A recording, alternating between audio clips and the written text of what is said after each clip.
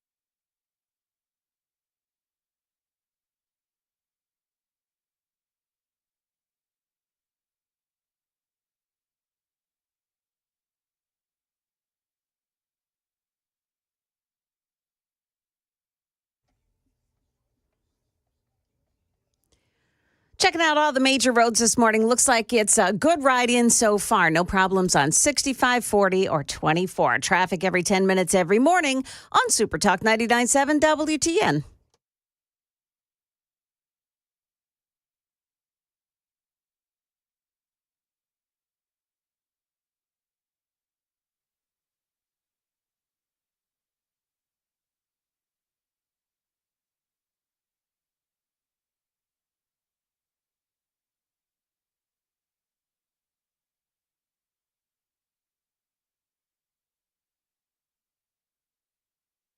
.506 Nashville's Morning News on Super Talk 99.7 WTN. Good morning to your friends. How are you? And welcome on in to a Thursday, April 24th of 2025. Hope you are doing well. And is it finally an end to the war in Ukraine? I woke up this morning and I saw all of these folks on social media, conservatives, because, I live in one of those echo chambers, right? All these conservatives, and they're cheering an end to the war in Ukraine. Donald Trump, they said, has worked a deal with Russia, and it's, winning. Again, we're winning. Well, not so fast. First of all, this is what everybody was responding to. Donald Trump in the Oval Office yesterday. I will say that I think Russia is ready, and a lot of people said Russia wanted to go for the whole thing. And I think we have a deal with Russia. We have to get a deal with Zelensky, and I hope that Zelensky, I thought it might be easier to deal with Zelensky. So far it's been harder, but that's okay. It's all right. But I think we have a deal with both. I hope they do it. So he goes on to talk about how much of a deadly battle it's been, this whole war. And let's be honest, it has been. At last check, Ukraine had roughly somewhere between 446,000 and 75,000 killed, 380,000 wounded. That was on Ukraine's side. Some say it could be as high as 80,000, plus a whole bunch of civilian casualties as well. Now, with Russia, you're talking about 250,000 casualties, according to some. Now, all of this, it just kind of depends on who you talk to and who you believe. But the bottom line is, the phrase that they keep using is this meat grinder of a war. So I understand why President Trump was very excited to talk about this deal that apparently has been struck with Russia to end the Russia-Ukraine war. Because everybody wants this to end. Well, everybody except Vladimir Zelensky, apparently, because Zelensky is out there and he's throwing cold water on the possibility that this war is over. So the question is, are we close to a deal to end the Russia-Ukraine war? Because remember, we're getting ready to walk away. J.D. Vance said this yesterday as well. We've issued a very explicit proposal to both the Russians and the Ukrainians, and it's time for them to either say yes or for the United States to walk away from this process. We've engaged in an extraordinary amount of diplomacy, of on-the-ground work. We've really tried to understand things from the perspective of both the Ukrainians and the Russians. What do Ukrainians care the most about? What do the Russians care the most about? And I think that we've put together a very fair proposal. Now, remember, Marco Rubio, because, J.D. Vance, it sounds like he's starting to sound like Marco Rubio. It's like, all right, we can only do so much here. This has been one of our highest priorities for 3 months. And now Marco Rubio, of course, you remember, Secretary of State, said the same thing. I think it was last week or the week before, that the Trump administration, they've got a lot going on. And if both sides of this war have no real interest in striking a deal, then we will walk away because it's not our war. Want to hear something? Sure. Just this morning. Okay. At least 9 people killed, dozens more injured in an overnight Russian attack on several districts and residential areas in Kyiv. So I think part of what's going on, and thank you, Joan, I think parts of what's going on is Vladimir Putin sounds like he's ready to make a deal. But as long as Zelensky, and he came out and he automatically said, nope, there is no deal on the table, because among the deal points, a de facto recognition of Crimea as Russian territory. Now, Vladimir Zelensky says that this is a non-starter. Russia, by the way, would also be the accepted leader of other regions that they currently occupy. So I think Putin, and I'm not standing up for Vladimir Putin at all, but I think that Putin sees what's going on, which is he is working with Trump and Marco Rubio and J.D. Vance and so forth. And so they're working together, but you've got Zelensky out there saying that Kiev will never agree to recognizing Crimea as Russian. And so that is Putin saying, okay, well, game then continues. It sounds like this deal is dead. And that's why, the first thing I saw when I was online this morning was all these conservatives. And by the way, I'm very conservative. But I think that this is something that Trump really wants to win at. I think this is something that would be an incredible box to check off of the old checklist. But I don't think Zelensky really has any interest in negotiating. And so now Putin is saying, okay, well, then I'm just going to continue to bomb the hell out of you. Trust me when I say, friends, I want this war over. We've spent a lot of money. There's been a lot of bloodshed, clearly. And I believe Donald Trump when he says, because we've all been saying as conservatives, we've been saying this for a long time, that if Trump was in office, this would not have happened. This is really, it's not our war, but it really is Joe Biden's war if you look at it from the perspective of Joe Biden, failed pull out of Afghanistan, weak sanctions, emboldened Russia to go into Ukraine. So, and I've done that monologue 1,000 times. Before a scheduled meeting, this is from Reuters. Before a scheduled meeting in London on the peace plan, Zelensky publicly reaffirmed Ukraine's position. They will never agree to recognizing Crimea as Russian. His firm rejection prompted a political ripple effect. U.S. Secretary of State Marco Rubio literally canceling his trip to the talks. And the foreign ministers of France and Germany followed suit. So it does sound like not a victory for Donald Trump. It sounds like this deal that Trump has apparently negotiated with Vladimir Putin is dead before it really gets discussed, but we'll have to wait and see. We're going to see if the Europeans, the Russians, and the Ukrainians are ultimately able to get this thing over the finish line. Again, I feel pretty optimistic about it. I think everybody has been negotiating in good faith, but it's now time, I think, to take, if not the final step, one of the final steps, which is at a broad level, the parties saying, we're going to stop the killing, we're going to freeze the territorial lines at some level close to where they are today, and we're going to actually put in place the kind of long-term diplomatic settlement that hopefully will lead to long-term peace. Yeah, and those are all great words, and I love what J.D. Vance is saying, but bottom line is that this morning for your April 24th, I am not at all optimistic that this deal is anywhere close to done. And I think we may be farther apart than ever before, because now you have the United States, now you have Donald Trump and others that are simply giving up and walking away.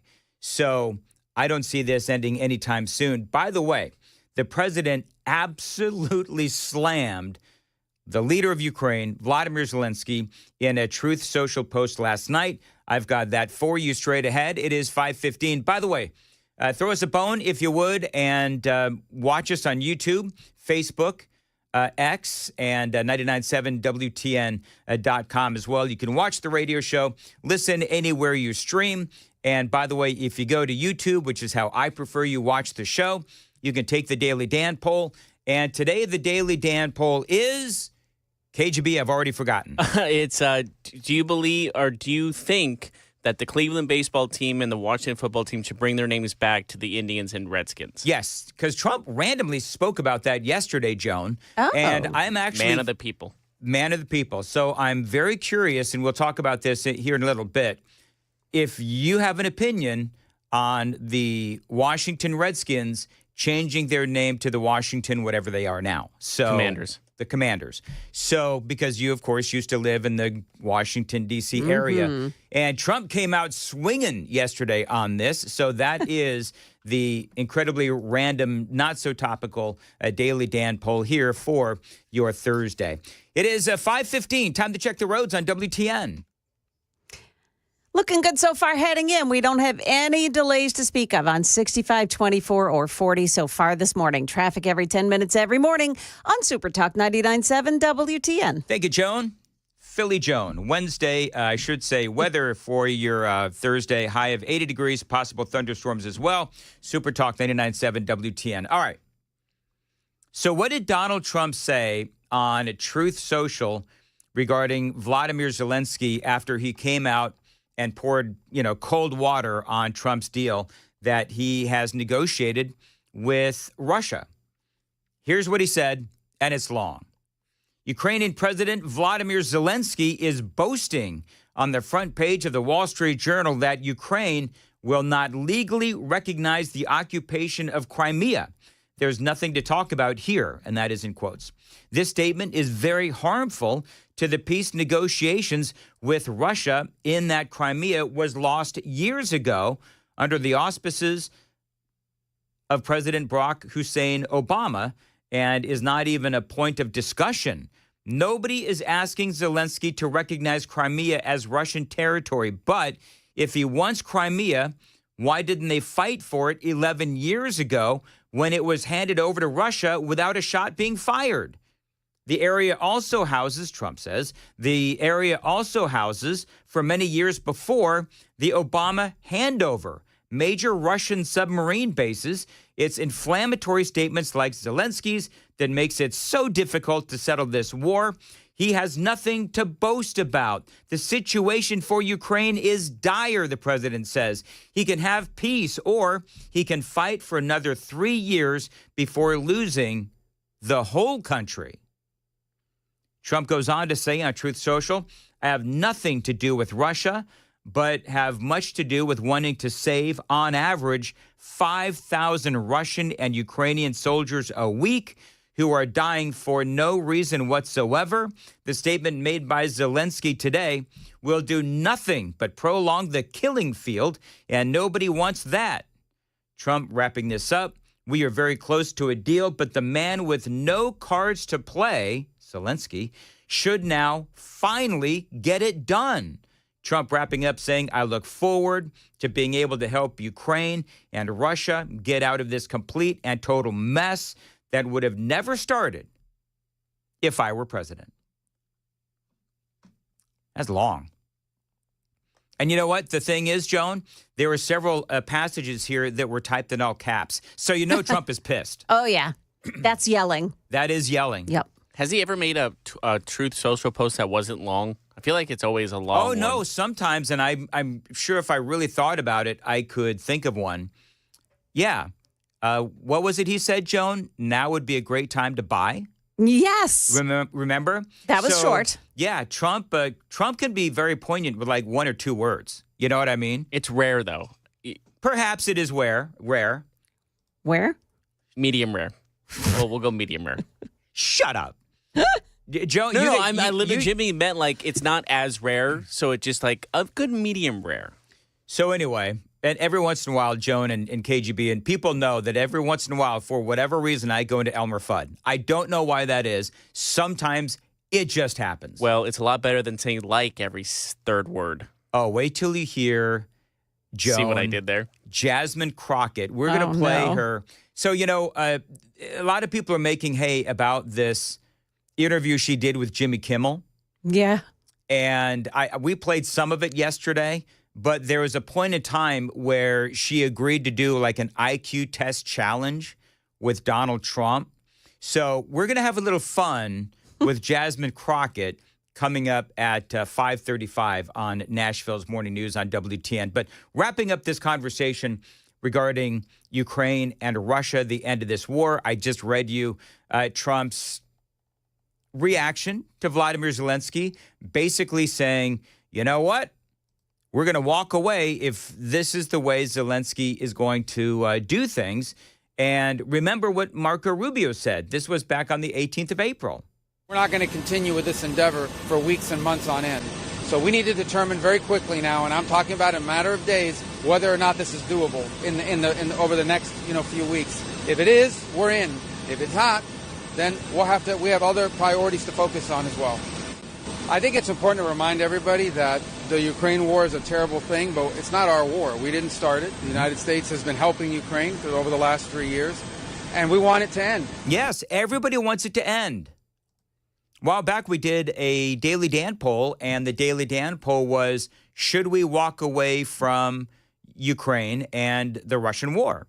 And vast majority of listeners to WTN that took the poll said, absolutely, it is time to walk away. So now really the question is it not time to walk away? And should we stop giving them money? Should we stop supporting Ukraine? Because if this is where we are, which is Zelensky is in no way, shape, or form willing to negotiate in good faith, and I don't believe that Zelensky is negotiating in good faith, then this really is going to be his problem and not our problem. But it is a legitimate debate. 5:21 on Nashville's Morning News, and Joan Jones is in the dust-encrusted WTN newsroom. And she's got the news at 5:30. Joan, what's coming up? Yeah, I do. So William Murfreesboro Church was evacuated last night. Also, an accident involving a police cruiser responding to a call. In the end, the officer's canine was seriously injured. Those stories and more coming up here at 5:30 on Super Talk 99.7 WTN.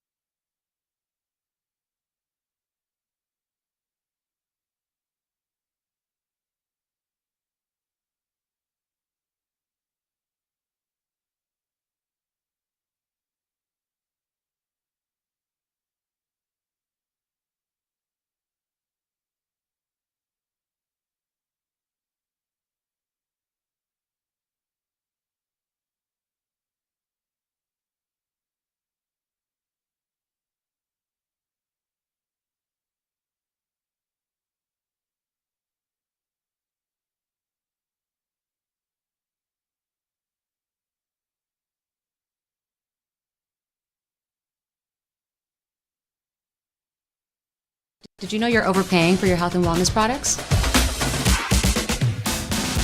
With over 20 company-owned brands offering its members vitamins, supplements, wellness, and skincare products, you're able to save up to 70% off retail. Members Nutrition can't change your life, but we can change the way you live.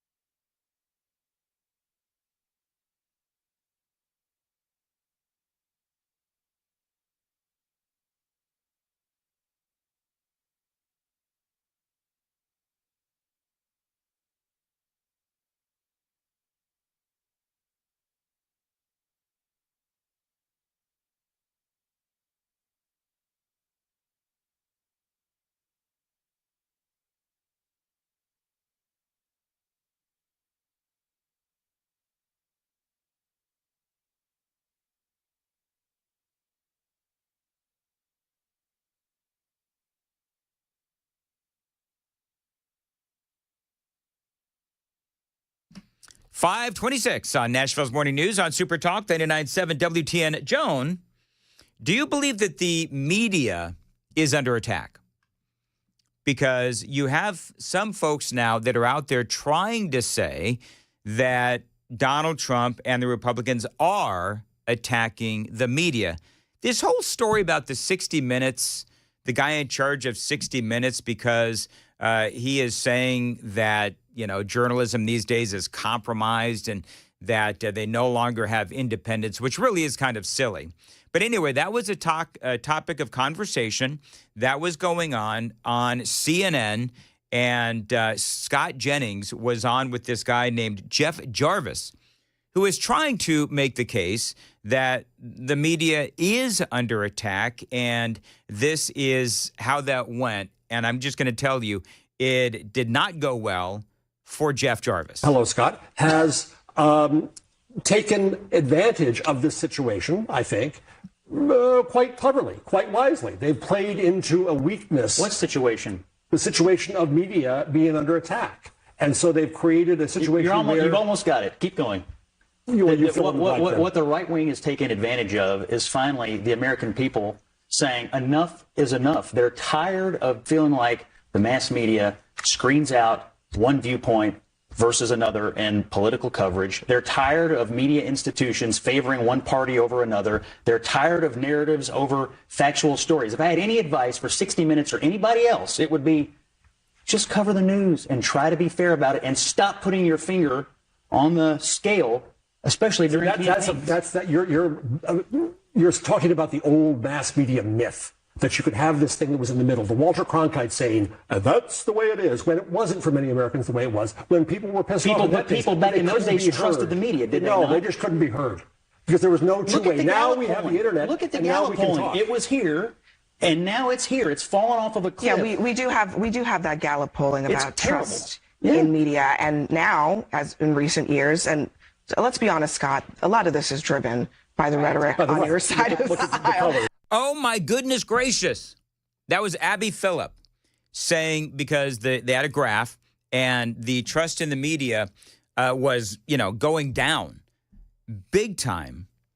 And Abby Phillip says, oh, this is because of the rhetoric of Republicans and conservatives, your side to Scott Jennings. They still don't get it. Okay, so there's 30 more seconds left to this soundbite. We'll pick this up on the other side. It is 5:29 on Nashville's Morning News on Super Talk 99.7 WTN.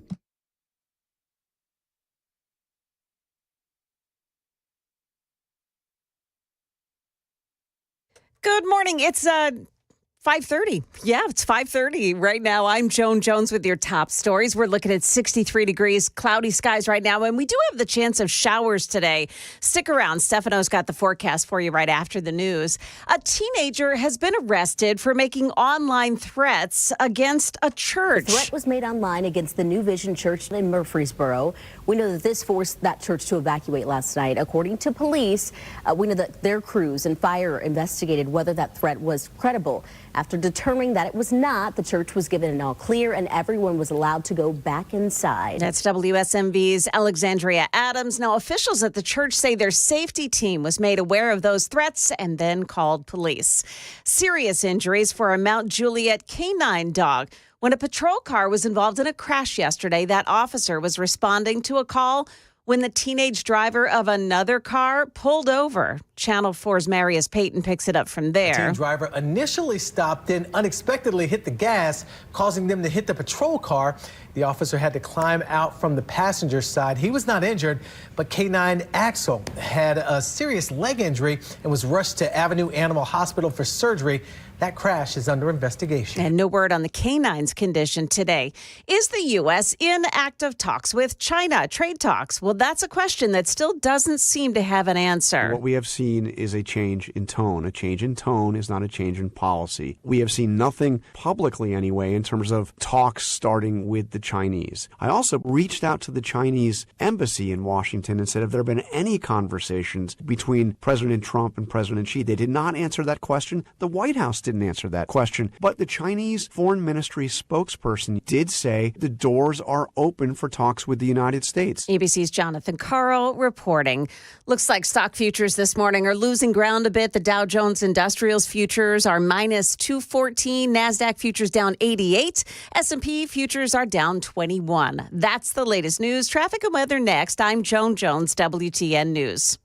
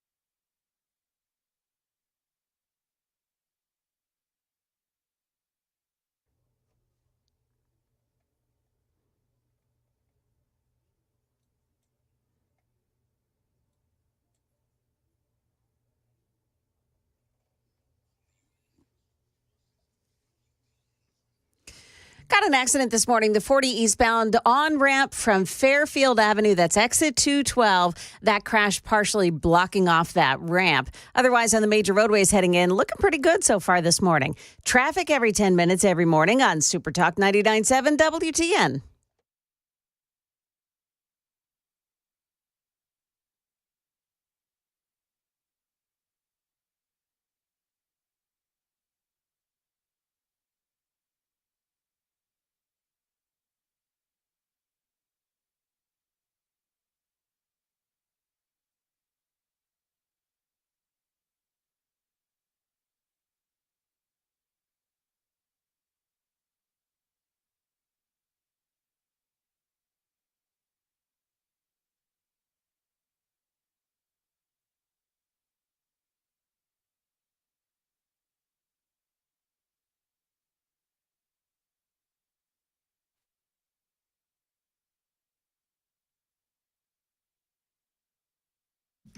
5:36.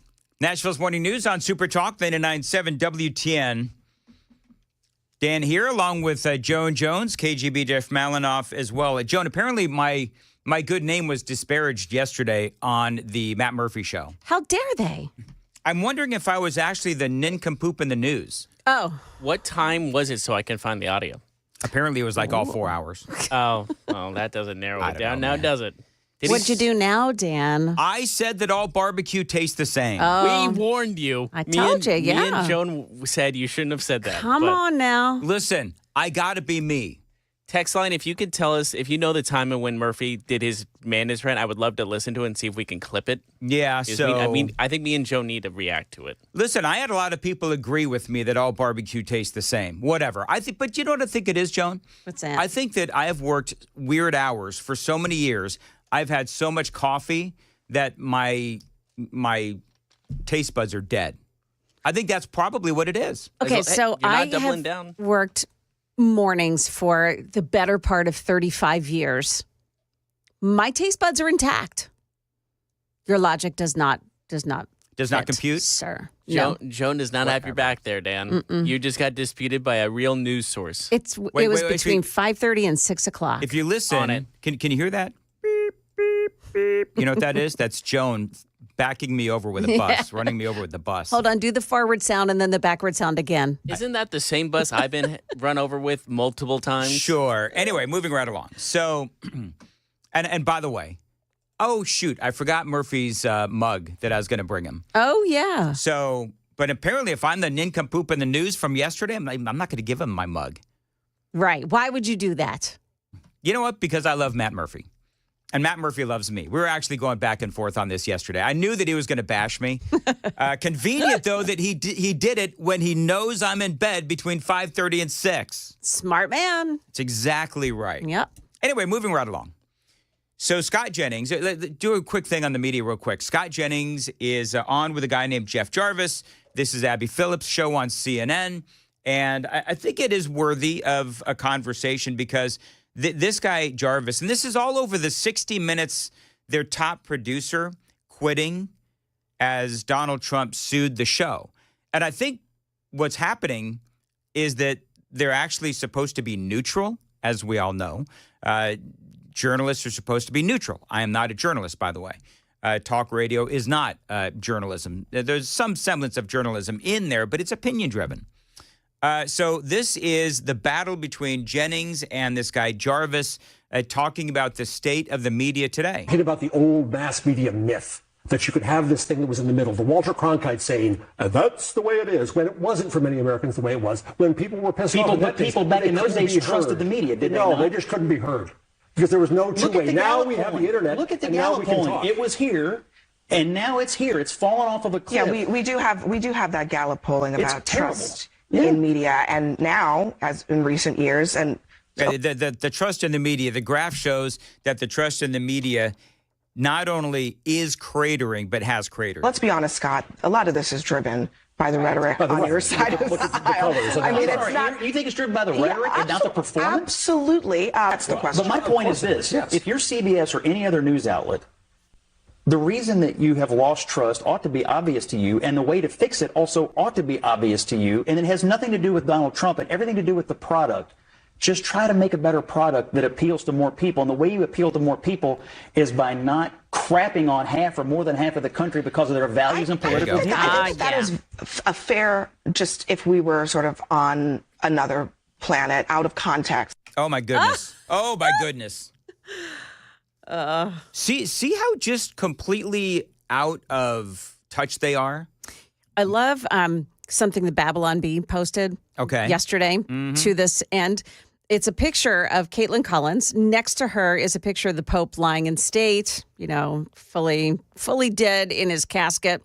And the headline says, CNN, behind closed doors, Pope is still focused, sharp, and energetic. Oh, that is so funny. I mean, that's what they did about Biden, and that's why there's no trust in the media. Well, listen. The Maryland man thought to be wrongly deported. Maryland man. Remember this from yesterday? Yeah. A Maryland man I do. wrongfully deported. Maryland man.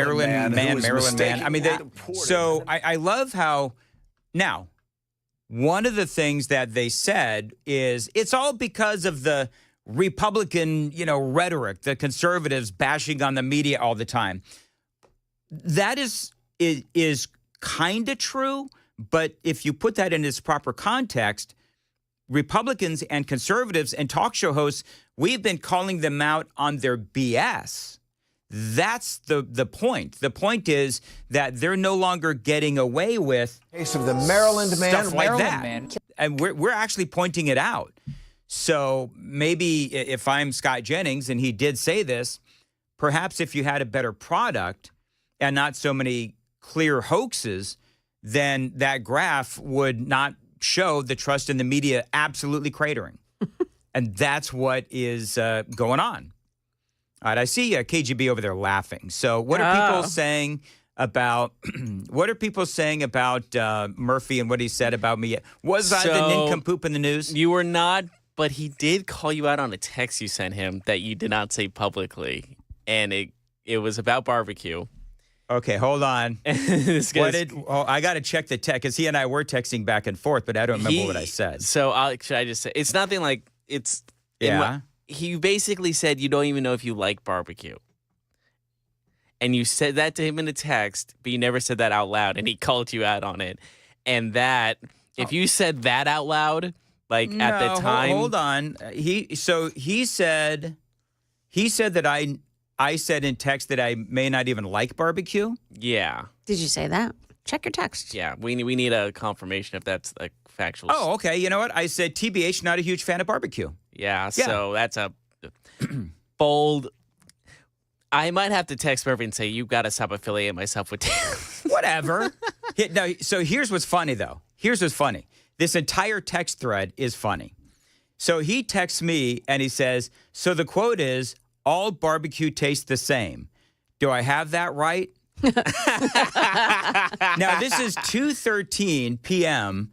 when I know that he's doing show prep. Yeah. Oh, yeah. He's got something in mind. So I text back and I say, LOL, fake news. I was taken out of context. I'm old and confused.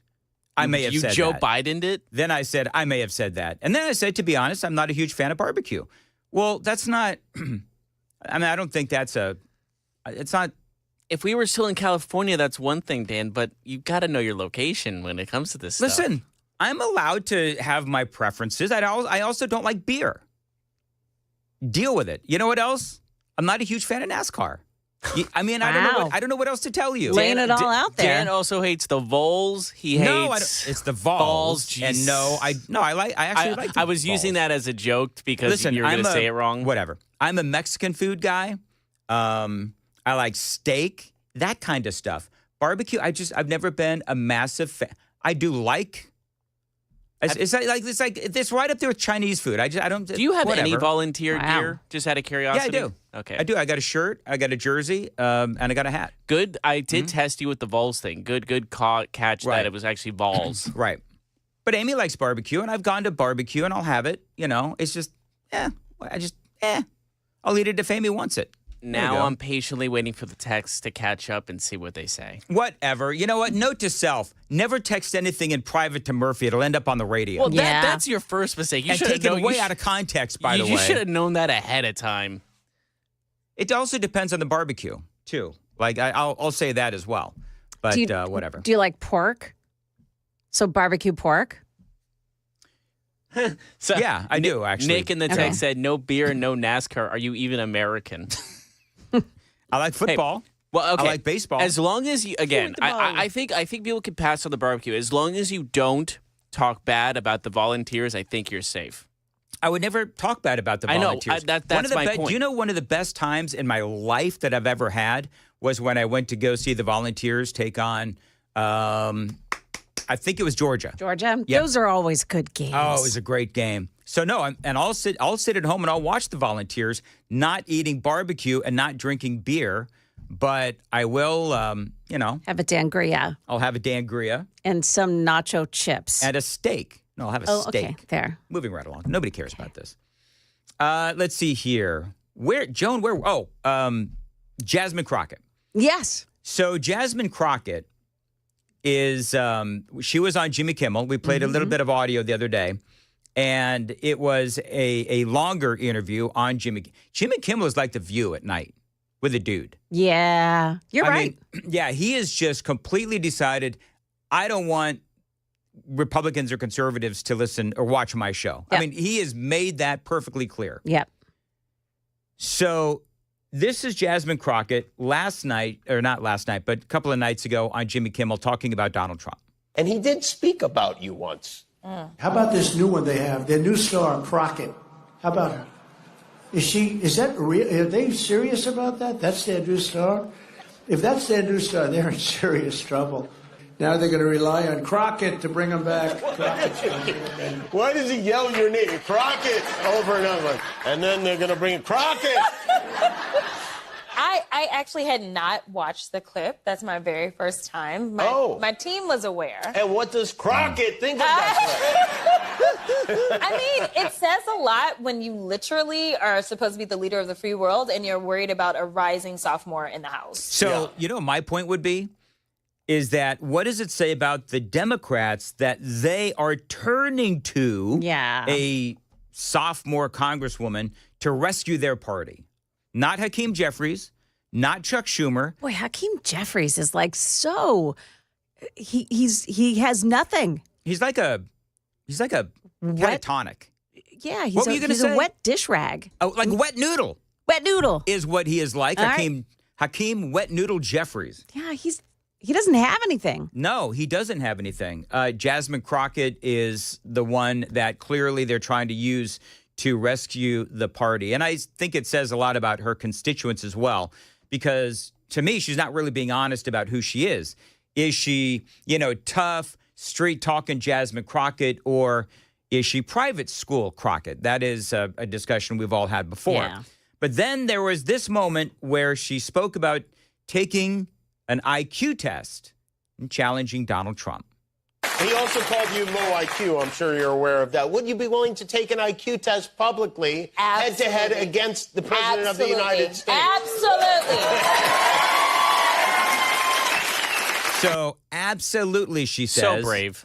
Now, I'm just going to tell you, I'm one of those people that really believes that someone's IQ is a small part of what makes someone successful and smart. Absolutely. I will tell you the dumbest people I know have master's degrees and doctorate degrees, and the smartest people I know have no college education whatsoever. So I'm not a big believer in the whole IQ college degrees thing, but this is the point. As she is bragging, Jasmine Crockett, as she is bragging about how smart she is, listen to this. I think that it's fair that people are like, yo, this is a joke, right? Did you count how many likes were in that? I was trying to count. I think it was 6. You're close. Do it one more time. I think that it's fair that people are like, yo, this is a joke, right? 5.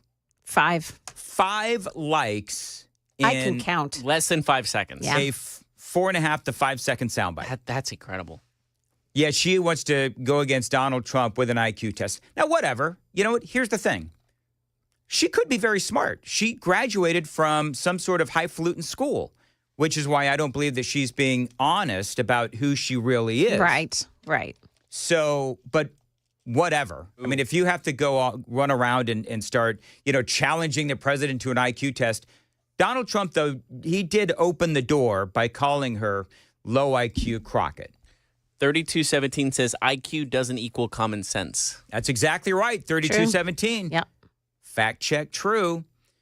Clearly, Jimmy Kimmel, again, has become the nighttime version of The View. I think that it's fair that people are like, yo, this is a joke, right? No, it's not. It's this terrible nightmare. And literally, I really do know that it is a nightmare for so many people, not just here, but across the world. I get emails from all over this world with people that are fearful because of the lack of leadership that they're seeing right now on the federal level here in the United States. Lack of leadership. We're stripping the country down. I don't know if that we'll ever know how much damage will have been done, because some of the things are very much under the radar. Yeah. You know, it is so funny because... Do they not hear themselves? Right!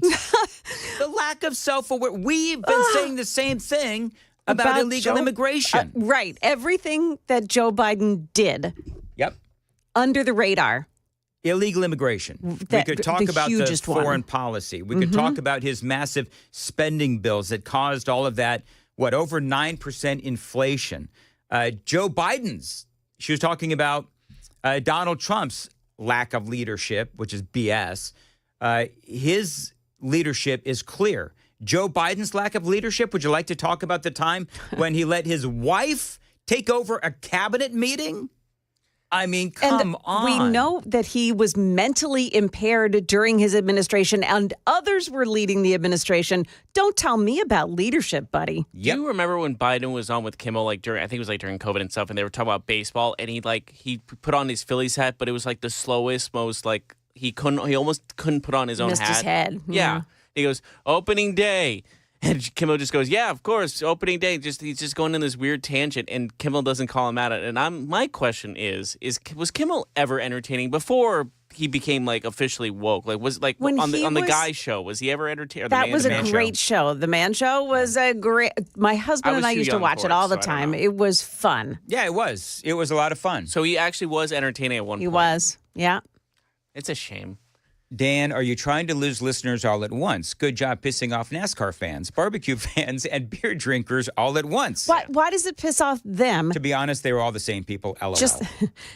Just because you don't enjoy it, that doesn't. You don't have to represent. No, listen. Everybody. I am pro-choice on a lot of things, just not abortion, but. If you like NASCAR, man, bless your heart. Yeah, right. And I don't mean that in the snarky Southern way. I love that you like beer. I love that you like the great American sport of NASCAR. I like what was the other one? Oh, barbecue. You want to eat barbecue? Knock yourself out. Again, I think if you hated on the volunteers, that's the last straw. You have one card left. You have to hold. I like the heart. volunteers. Again, keep that. If you go off on that, then I'm an even bigger fan when they told the quarterback there, whose name I can't pronounce, to go take a hike. Yeah, I love that they did that. Nick in the text said, breaking news, Brian Wilson returns to the morning show to fill in vacant spot as Dan Manis steps down in disgrace. Whatever. Whatever. That's the last straw. That's what breaks the camel's back of all things. Joan, you a big barbecue fan? I wouldn't say I'm a She's a cheesesteak fan. Listen to her. But she's from Philly. Well, I eat it. I mean, when I go to Buc-ee's, I get, a barbecue something sandwich. You know what I like at Buc-ee's is beef jerky. Dan, the word that hurt, the phrase that hurt you is it all tastes the same. That's what hurt. Because that just Is there any beer that you like at all? I'm not a big beer fan, but if I can get the really dark beer. No, I like rum drinks. I like Yingling? drinks that are rum based. You know who has good beer, believe it or not, or ale? I guess it's Stone Cold Steve Austin has some good. He has his own little brewery that's actually pretty good. Rum, coconut, that kind of stuff. I love that stuff. I know you like wine because I saw you at the vineyard. It causes him to hug people, which is a horrible thing. Okay, can I just ask this question? Yeah. I just want to make sure that everybody is understanding of what this segment has devolved into. Murphy Show, exposing my private text messages to him on the radio.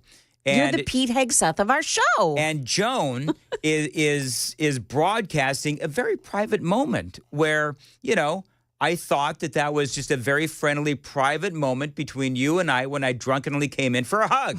And now you're broadcasting it on 100,000 watts. All right, which is worse, that or when Murphy called you out about barbecue in your private text? Which one's worse? I don't know, and I don't really care. I just think you're the Pete Hegseth of our show. But you know what? Your private texts are being exposed. Yeah, that's true. It's like that with Jasmine Crockett, Yes. IQ, Listen, I may be me, but at least I'm no Jasmine Crockett. like Jasmine Crockett. Like. Now, does it help that, I'm not a big fan of sweet tea either? Oh, man. What are you doing? How you just did it, Dan.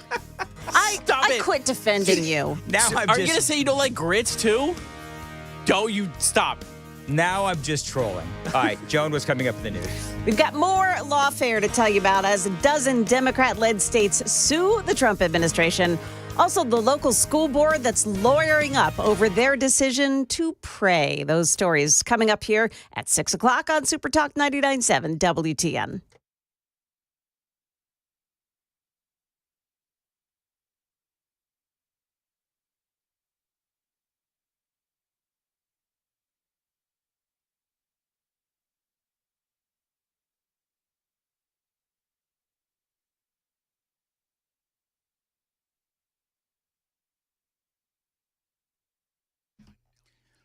By the way, Joan, breaking news, one of the Senate is losing a dick. Durbin is retiring now. God, I almost had to hit the dump button. Don't do that. No, Dick Durbin has announced his retirement. You stalled, though. Well, that's what I do. I stumble and I stall. It wasn't intentional at all. No. No. Totally not. Yes, I've heard. All right, very good. Spring rebate madness is happening right now at Busy Bee Plumbing, Heating, and Cooling. Listen to these rebates. They've got a lot. A mini split 17 SEER or heat pump 17 SEER. That is an $800 rebate. Heat pumps 15 and 16 SEER. That's a $500 rebate. And duct sealing or repair, that is a $300 rebate. So many ways to save with Busy Bee Plumbing, Heating, and Cooling. Check them out. There's a lot of benefits to becoming a Beehive member. Find them online, busybeehvac.com, busybeehvac.com, 615-775-7833.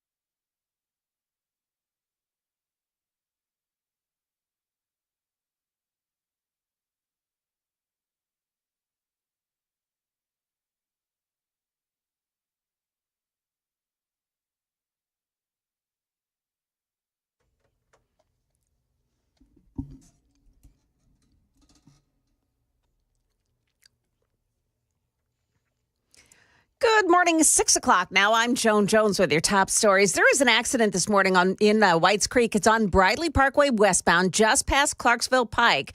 The accident blocks off the right lane. Careful as you're coming up on that spot this morning. A dozen states are filing suit against the Trump administration, challenging the president's tariffs. The 12 Democratic-led states argue the president doesn't have the legal authority to impose the tariffs, that he's invoked emergency powers to do it in a way Congress never intended. This suit is the latest in a series of similar court fights now being waged. But the White House this week scored a first-round victory in one of them, with a 3-judge panel of the U.S. Court of International Trade ruling that a group of small businesses hadn't demonstrated the kind of harm that would be necessary for the judges to stop the tariffs in their tracks. That's ABC's Stephen Portnoy reporting. At the Rutherford County School Board meeting tonight, debate about a new proposal that would force parents to make sure their kids get to school if they live within a mile and a half of the school. That means no buses for them. Some parents are not fans of this idea. Yeah, I'm kind of shocked that they're taking it away just because they assume how their kids are. I mean, how are the kids supposed to get to school? There's people that can't get them to school, and they rely on the buses. When this idea was first floated last year, the school said it would save money and help with the bus driver shortages. At the beginning of that meeting tonight, a prayer to Almighty God for divine guidance, something that the board voted to reinstate about a month ago. Now the board plans to be represented by the American Center for Law and Justice as it battles against some residents who are demanding they stop praying before the meetings. Board members will vote on that representation by the ACLJ tonight. President Trump signed a series of executive orders late yesterday dealing with woke practices at the nation's universities. He was joined by Education Secretary Linda McMahon. So they're allowing people into school that can't do math, and yet kids who've worked really hard and number one in their class in a high school someplace in New Jersey or in Mississippi, they can't get into the best schools. What is that all about? Yeah, and I think that gets to your policy, sir, of meritocracy, that we should be looking at those who have real merit to get in, and we have to look harder at those universities that aren't enforcing that. Okay, thank you. And this pretty much does it, right? Trump taking aim there at U.S. accreditors who play a key role in determining which universities are allowed to access billions of dollars in federal funding. And a Nashville City Park is getting kudos from readers of USA Today. Centennial Park was ranked number 5 on a list of best city parks. The park is home, of course, to the Parthenon and lots of city events. The whole area now under renovation. The next phase, we're told, starts this summer. Part of it is a new grand entrance along Park Plaza and new walking and bike paths. You know, Joan, I find it very coincidental that, the Parthenon and Centennial Park is now on the list of, best parks around. It's all because I got married there a couple of years ago. Oh, it's all because of you. I drew attention. My big wedding there at the Parthenon, obviously that drew attention to it, and I've raised its caliber. Well, obviously, I'll need to start adding that into my stories. Sure. Here in the news in the morning. Absolutely. Because of Dan's wedding. You go. Okay. Right on. Market numbers now brought to you by Beacon Capital Management online at beaconcm.com. Well, stock futures are a little bit better this morning. Dow futures are now down, but only 72 points. NASDAQ futures are on the plus side by 14. We've got S&P futures up by 2. That is the latest news. Traffic and weather are next. I'm Joan Jones, WTN News.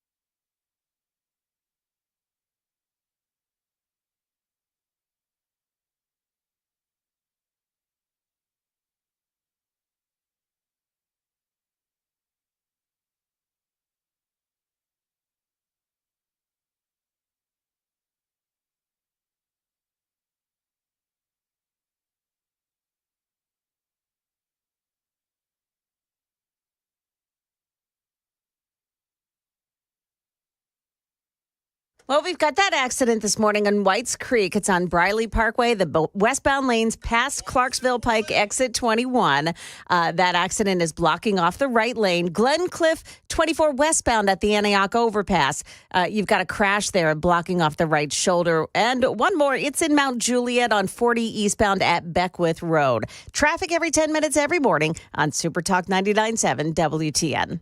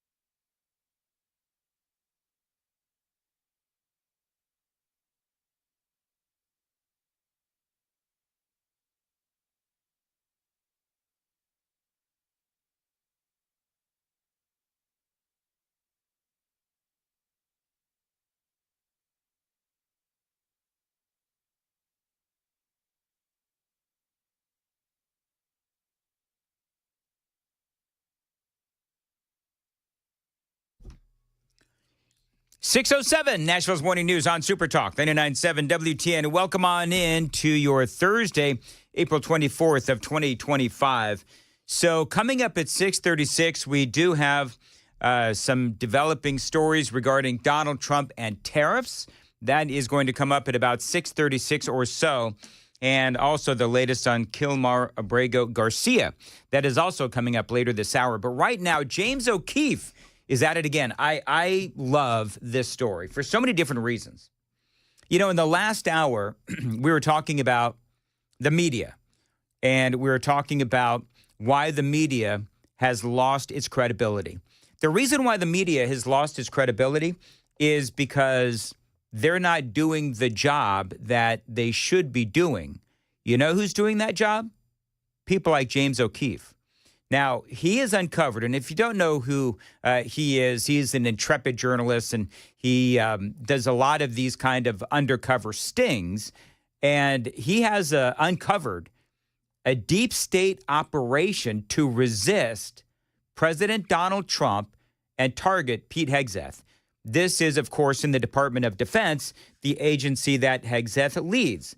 And so what O'Keefe does, undercover reporter, and he gets people to talk. So, for example, you always, and it's always the same thing, you get some person, it's usually a guy, and they're out on a date. It's very targeted.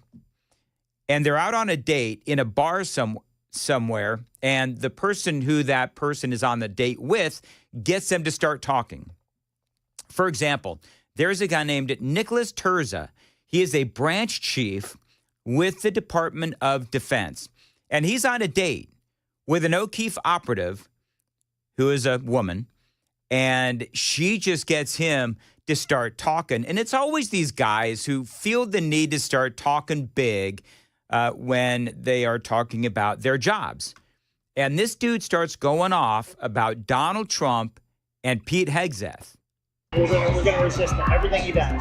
James O'Keefe here in Arlington, Virginia, in front of the Pentagon. The branch chief inside the Pentagon saying on hidden camera he's going to resist against Trump and Hegseth. So he's going to resist. Now, that's important because a lot of this, you know, when I play you some of this audio, it's sort of just like the drunk guy at the end of the bar, and he's talking smack about Pete Hegseth.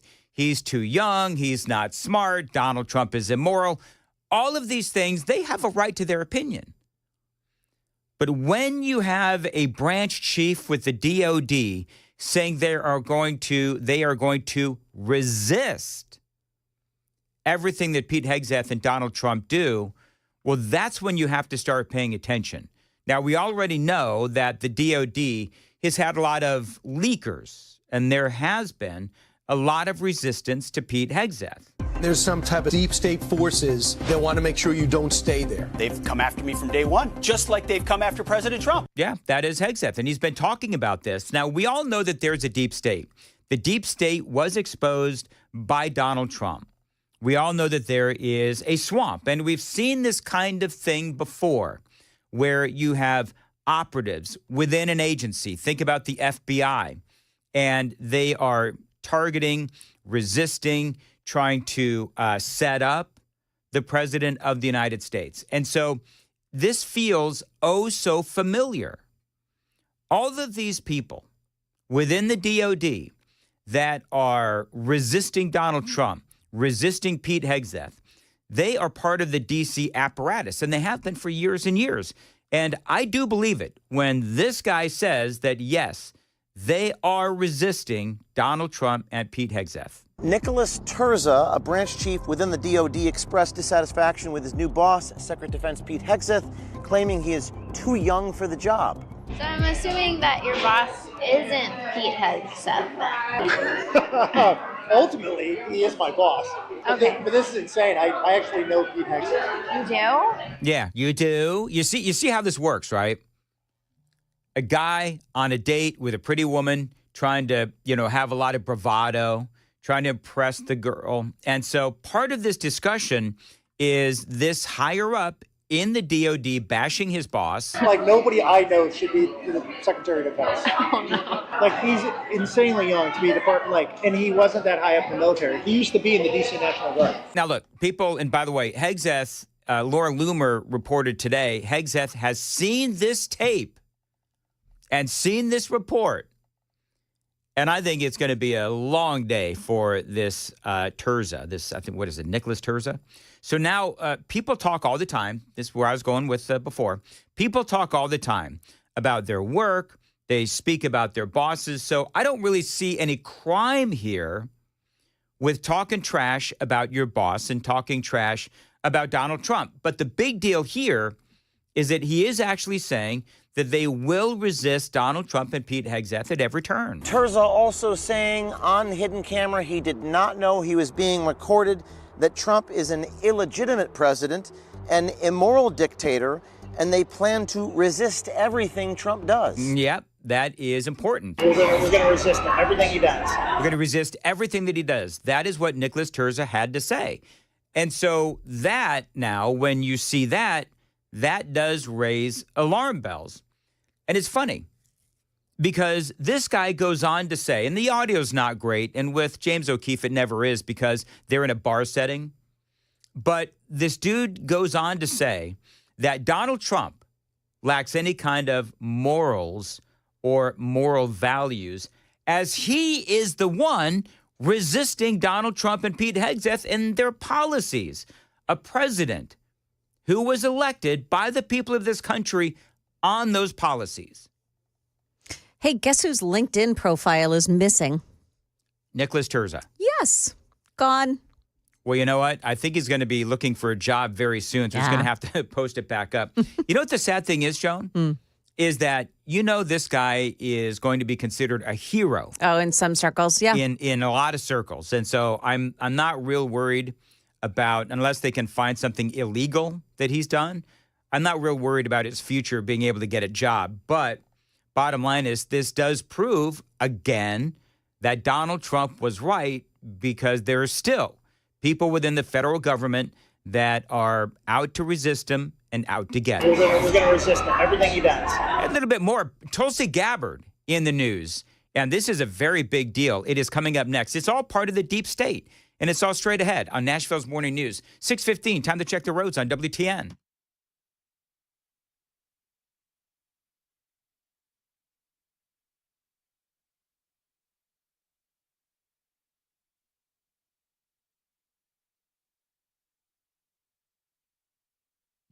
.6:15, Nashville's Morning News on Super Talk 99.7 WTN. As far as your weather goes for this Thursday, we've got a high of around 80, possible thunderstorms as well. Thanks for listening to Nashville's Morning News on Super Talk 99.7 WTN. One final point on all of this. Terza calling Donald Trump a dictator, saying Donald Trump's policies show him to be sexist.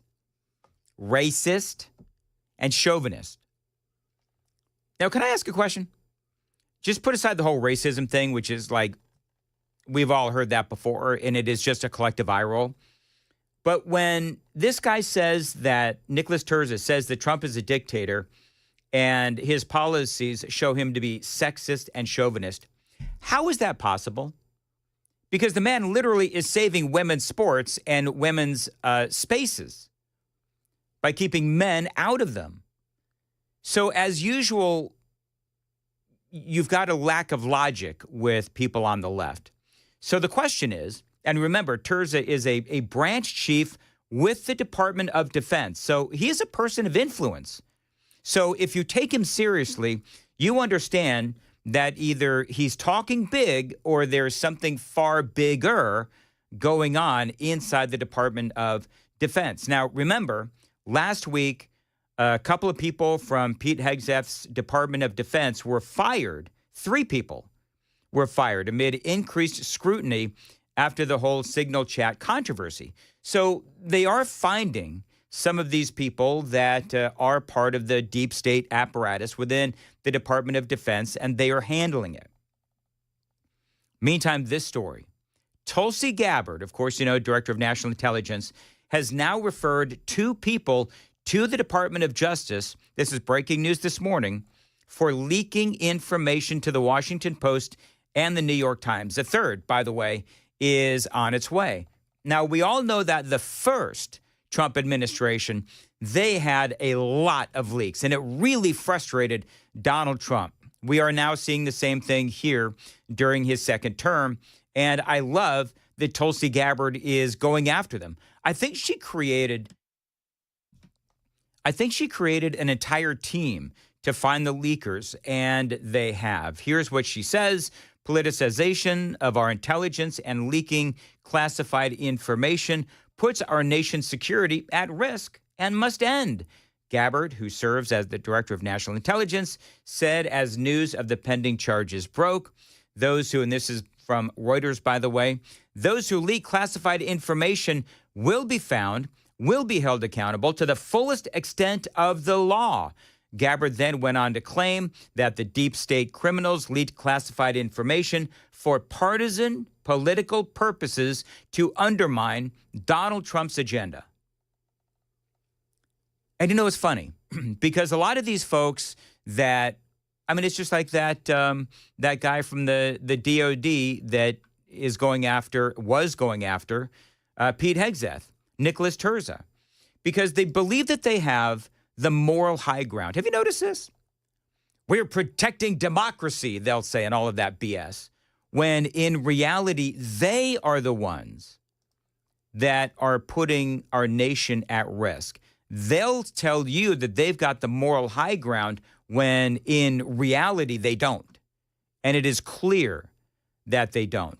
And when she says that deep state criminals leaking classified information for partisan political purposes to undermine President Donald Trump's agenda is harming our national security, she is absolutely right.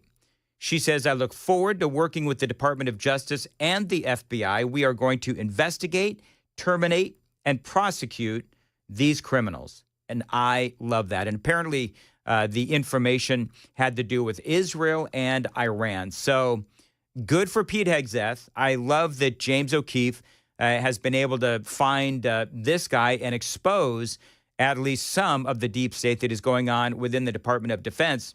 And I love that Tulsi Gabbard is tracking down these leakers, and they will face and suffer whatever consequences they have coming to them. 620 on Nashville's Morning News on Super Talk, 99.7 WTN. The Super Text line is open, 615-737-9986. All right, coming up, the latest on Kilmar Abrego Garcia. We have that story for you. We have a number of other stories for you as well. There was a story, and it's a great story, and I've got this coming up, where CNN basically did in my opinion anyway, it is a hit piece called You Call Yourself a Journalist. That's kind of what I'm calling it. And this guy on CNN, Donnie O'Sullivan, starts talking to the new media journalists there within the White House press corps, and they were so incredibly demeaning. So I've got a lot to get to on this Thursday. Joan Jones has a lot going on in the WTN newsroom. Joan, what's coming up at 6:30? Yeah, you bet we do. So the push to push back on the Real ID deadline. That story is coming up here at 6:30 on Super Talk 99.7 WTN.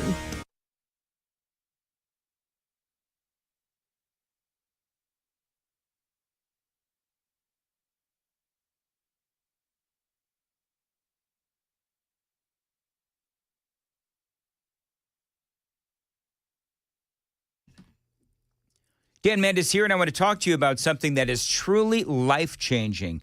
Vision correction surgery at Vision for Life. Now, you know that's what I did, and I am a huge fan of Dr. Jeff Horn and Vision for Life. Like many of you, I thought about vision surgeries. I thought that they were all the same. I believed that everything was just LASIK, but it turns out, no, it's not. After doing my research, I learned that Vision for Life offers a variety of advanced procedures tailored to each person's unique needs. Now, Dr. Horn doesn't just restore your vision, he restores your confidence and your freedom. Freedom from glasses, contacts, and those pesky struggles like driving at night or reading small print. Now, I have taken the life-changing step because Vision for Life made the process simple and clear, answering all my concerns and matching me with the perfect procedure. And in my case, that was lens replacement surgery. Now, look, if you've been hesitating, you got to trust me. This isn't just about seeing better. It is about living better. So call my friends at Vision for Life and schedule your consultation, 615-436-2020, 615-436-2020. Tell them Dan Mandis told you to reach out, visionforlife.com.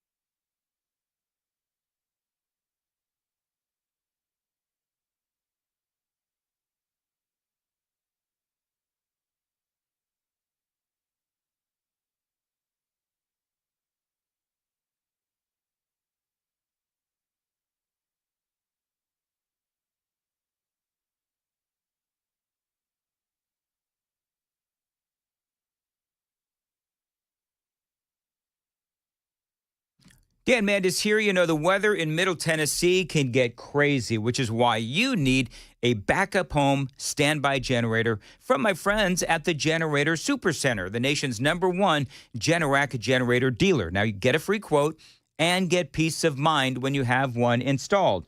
When the power is out in your neighborhood, your lights are going to be on thanks to that backup home standby generator from my friends at the Generator Supercenter. Again, get a quote and get peace of mind when you have one installed. They feature expert installation and 24-hour monitoring. That's not going to leave you in the dark. Financing is available. 615-879-1952, 615-879-1955. I should say 1952. Generator Supercenter of Nashville.com. That is Generator Supercenter of Nashville.com, 615-879-1952.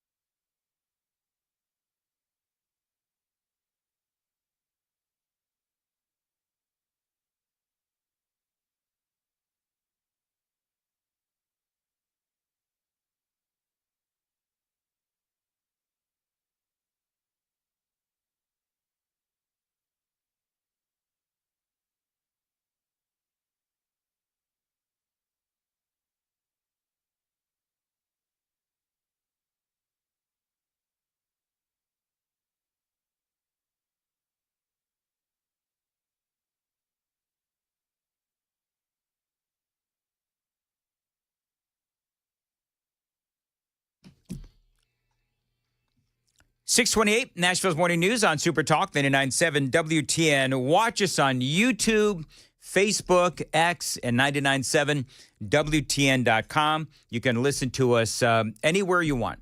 On your radio at 99.7 WTN, of course, and also on all the streaming apps. You got iHeart, you got the WTN app itself. Basically, you can't get away from us. And I can't get away from the super text line, Joan. What are they saying, Dan? 2666 has now called me a California sissy boy. Oh, well, that's kind of rough. He says, I can understand that California sissy boy Dan thinking all barbecue tastes the same. In-N-Out and White Castle taste the same too. Incorrect. And then he says, and UT sucks too. Mike and Hendy. Okay, now they're just asking he's in for it. Hendersonville. Someone in the text line also said this. It's anonymous sheriff, and they say, I don't understand why this, but give KGB the keys and give Joan and Danny a bus ticket to California. Why Joan? Yeah, hold on here. I've never even been to California. Why did Joan get... No, I know why that is, Joan. Why? Because when I said, Joan, do you like barbecue? Oh. And you hesitated. You hesitated. It was the hesitation. It wasn't the actual declaration. It's always the hesitation. Here's another thing. Mm-hmm. This conversation has sparked people sending pictures of their own barbecue, declaring them to be the best. I have loved. They have some good pictures. Some of these look very good. Yeah. People stop sending pictures of your pork. We don't need to see it. If we ever do a live event and people bring their barbecue, homemade barbecue, I would not be upset. Is it just me, or did that go right over KGB's head? I think it did. I'm no selling it personally. I'm not gonna dictate that with a response. All right, moving right along. It is 6:30 on Super Talk 99.7 Oof. WTN.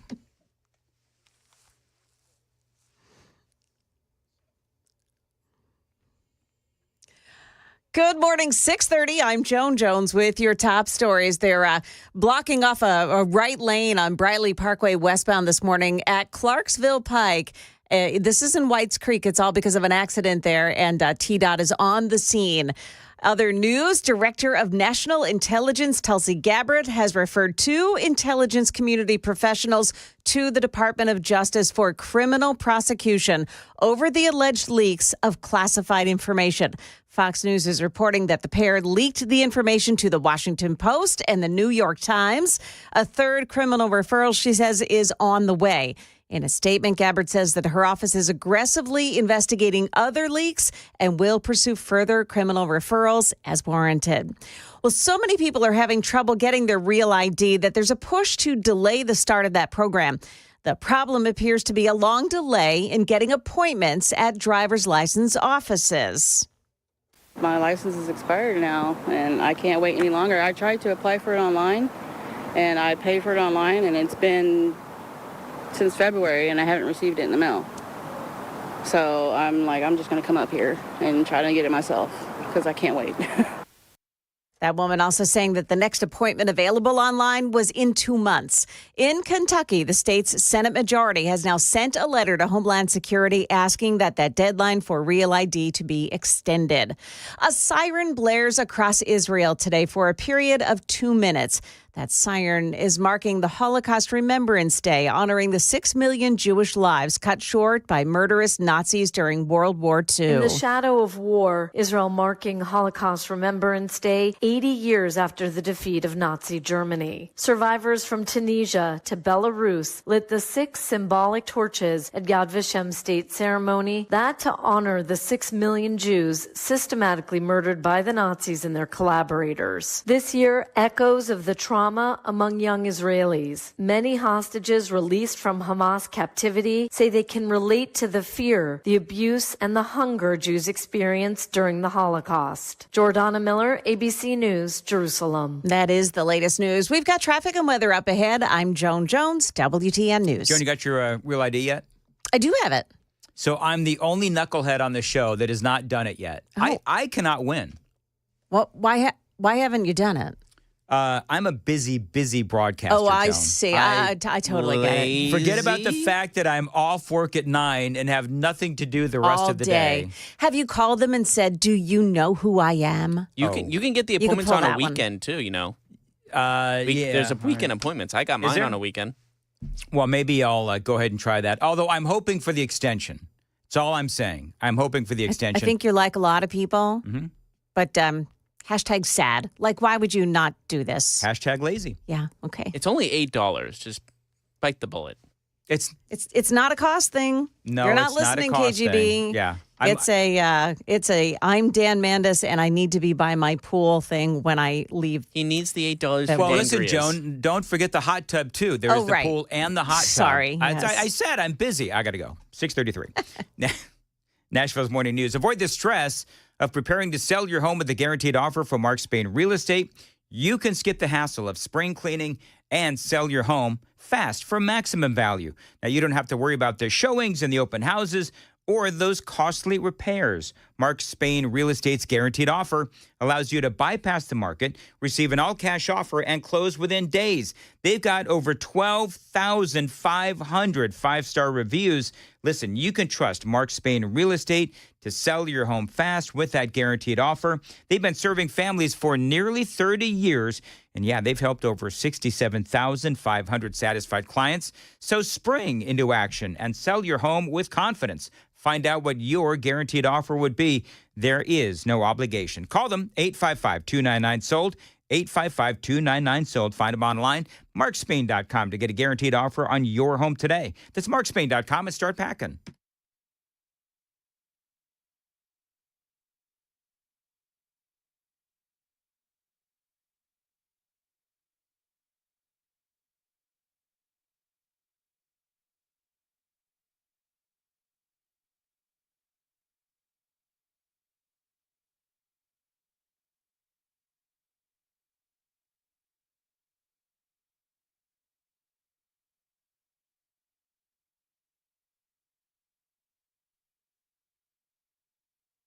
.635 on WTN. The spring season, of course, is here. A lot of rain. That means, of course, the grass is growing. And if you need a new lawnmower, check out my friends at DT McCall's. Today is the last day of their spring Cub Cadet mower sale. That's right, in Cookeville, at their Cookeville location. It started on the 18th, and it goes, actually, no, I see now they have extended it to the 26th. So it's going to go through this weekend. So if you need a new lawnmower, check out my friends at DT McCall's at their Cookeville location. Now, you should know that DT McCall & Sons, by now, they are ranked as a top Cub Cadet dealer here in America. Now, you can find Cub Cadet riding mowers with 42 to 72-inch decks for those larger areas and Cub Cadet walk-behind mowers for those smaller lots. And when you purchase a Cub Cadet mower from DT McCall's, you'll be getting access to that in-house service department. It is nearly impossible to find mower service anywhere else. So check them out. And don't forget the Spring Cub Cadet mower sale going on right now through the 26th at DT McCall's, their Cookeville location. Find them online anytime. DTMcCalls.com. Still working on it. Briley Parkway westbound in Whites Creek past Clarksville Pike. It's an accident that blocks out the right lane. A crash involving injuries in Madison. This is Gallatin Pike southbound at Briley Parkway. Then in Trenton this morning, got an accident 24 westbound. That's near Clarksville Trenton exit 1. An accident there reported with some injuries. Traffic every 10 minutes every morning on Super Talk 99.7 WTN.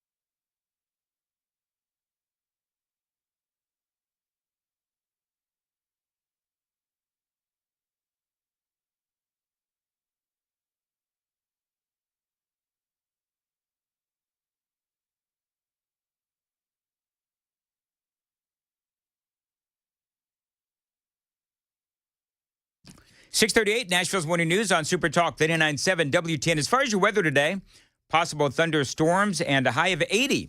Appreciate you listening to Nashville's Morning News on Super Talk 99.7 WTN. Kilmar Abrego Garcia. So what is the latest on him? Well, there's a couple of headlines just real quick. Looks like, and this is from the UPI. Judge gives Trump administration 1 week to file answers about Kilmar Abrego Garcia's illegal deportation.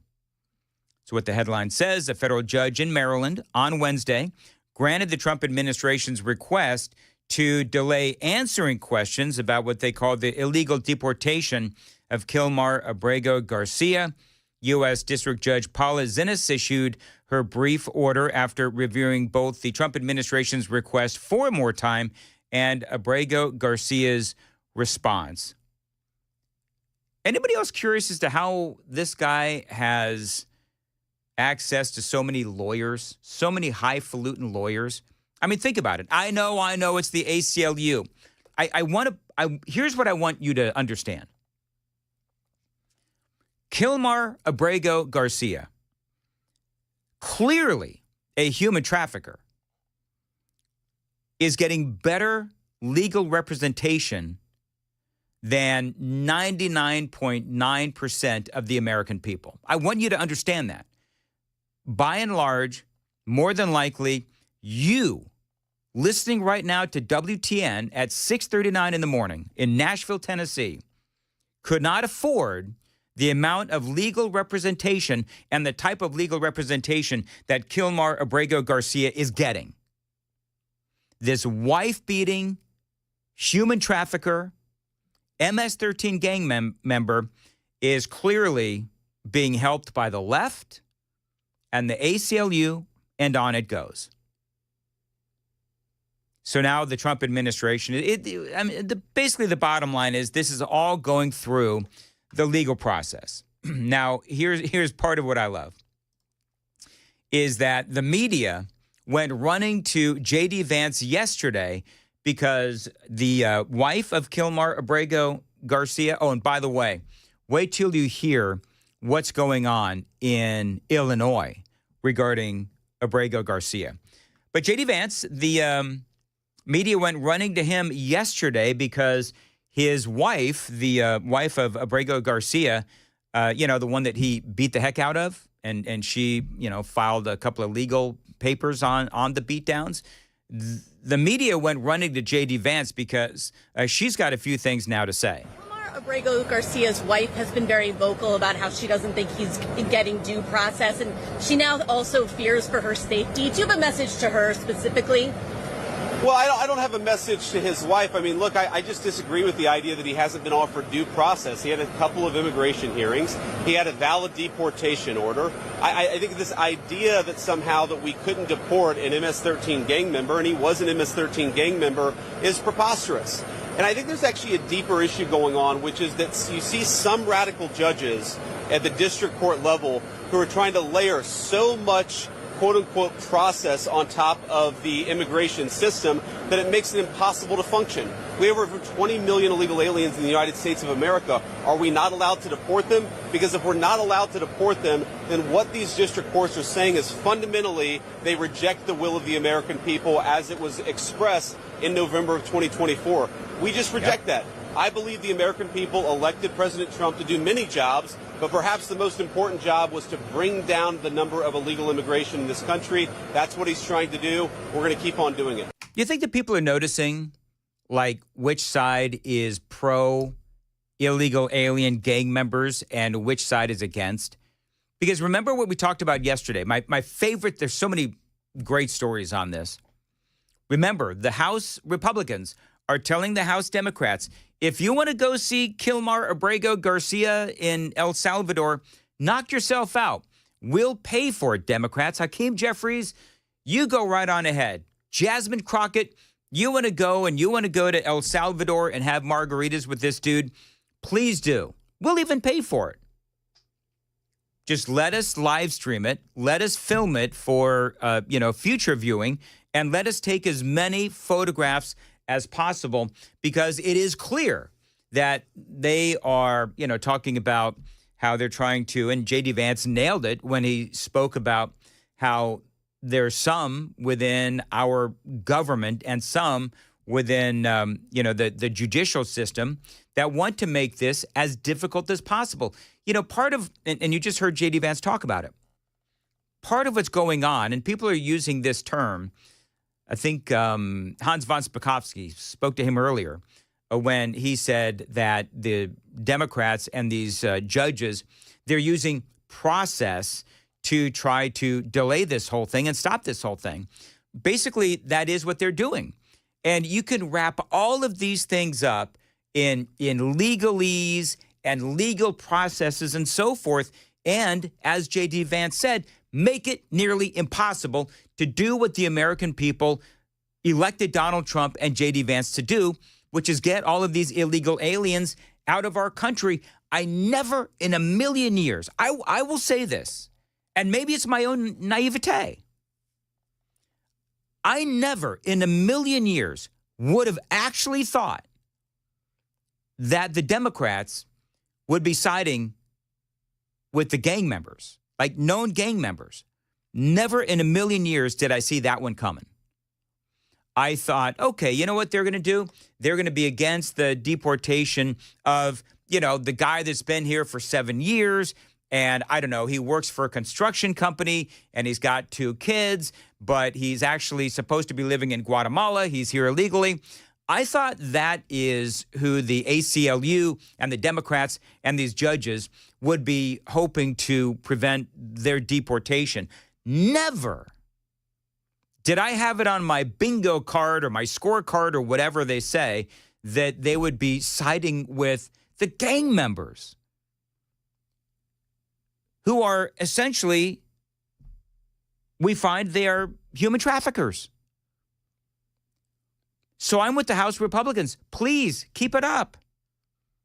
I mean, wait till I tell you what is going on in the incredibly blue state of Illinois. That's straight ahead, 645. Time to check the roads on WTN.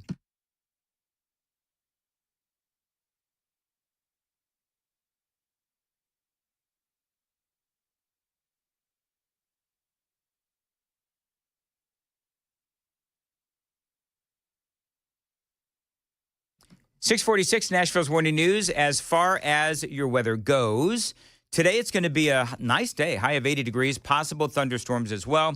Appreciate you listening to Nashville's Morning News, where it is 63 degrees.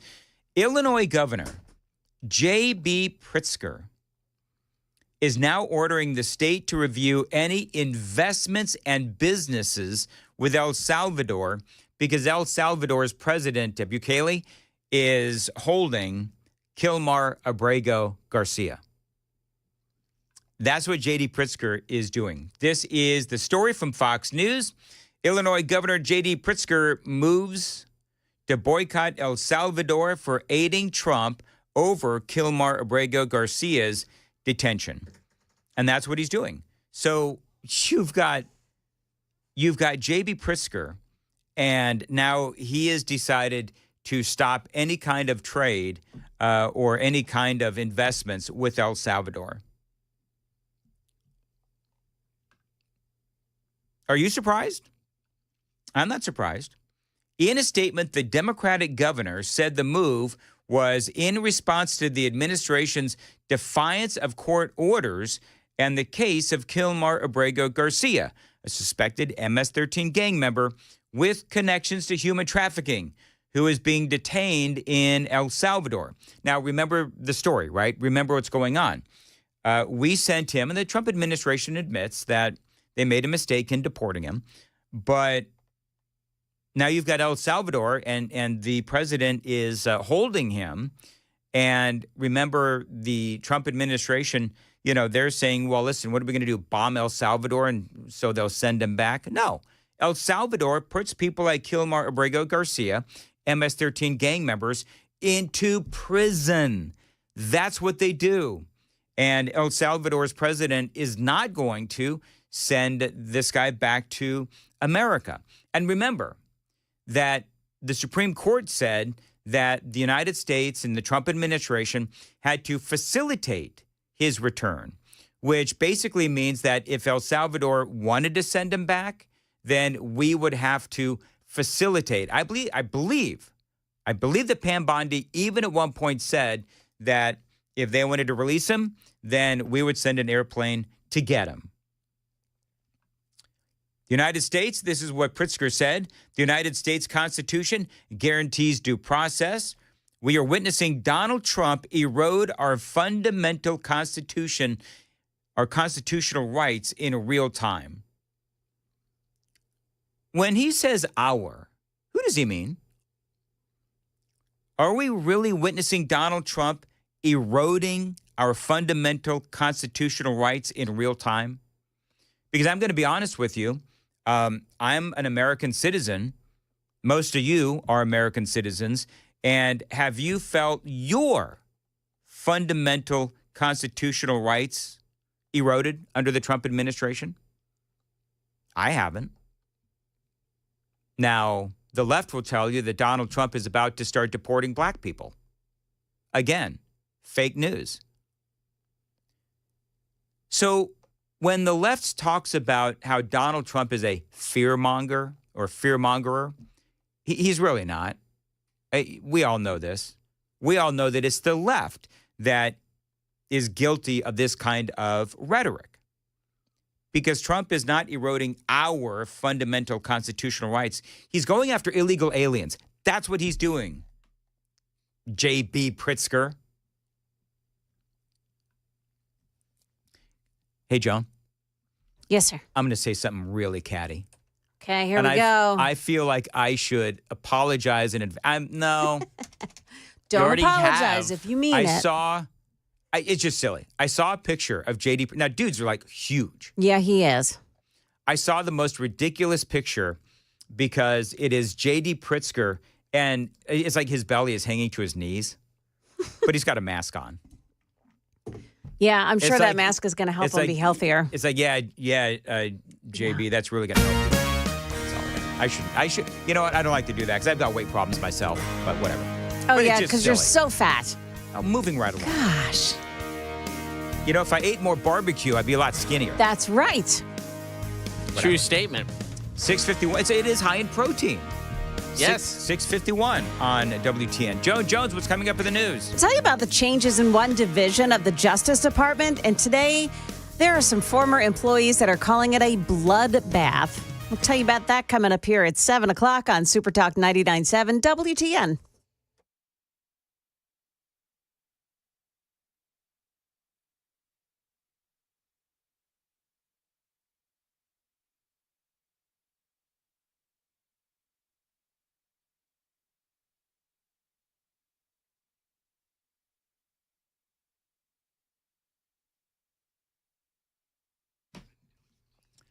Dan Mandis here from my carpet cleaning company, Zero Res. Now, I have been a client for years and years of Zero Res.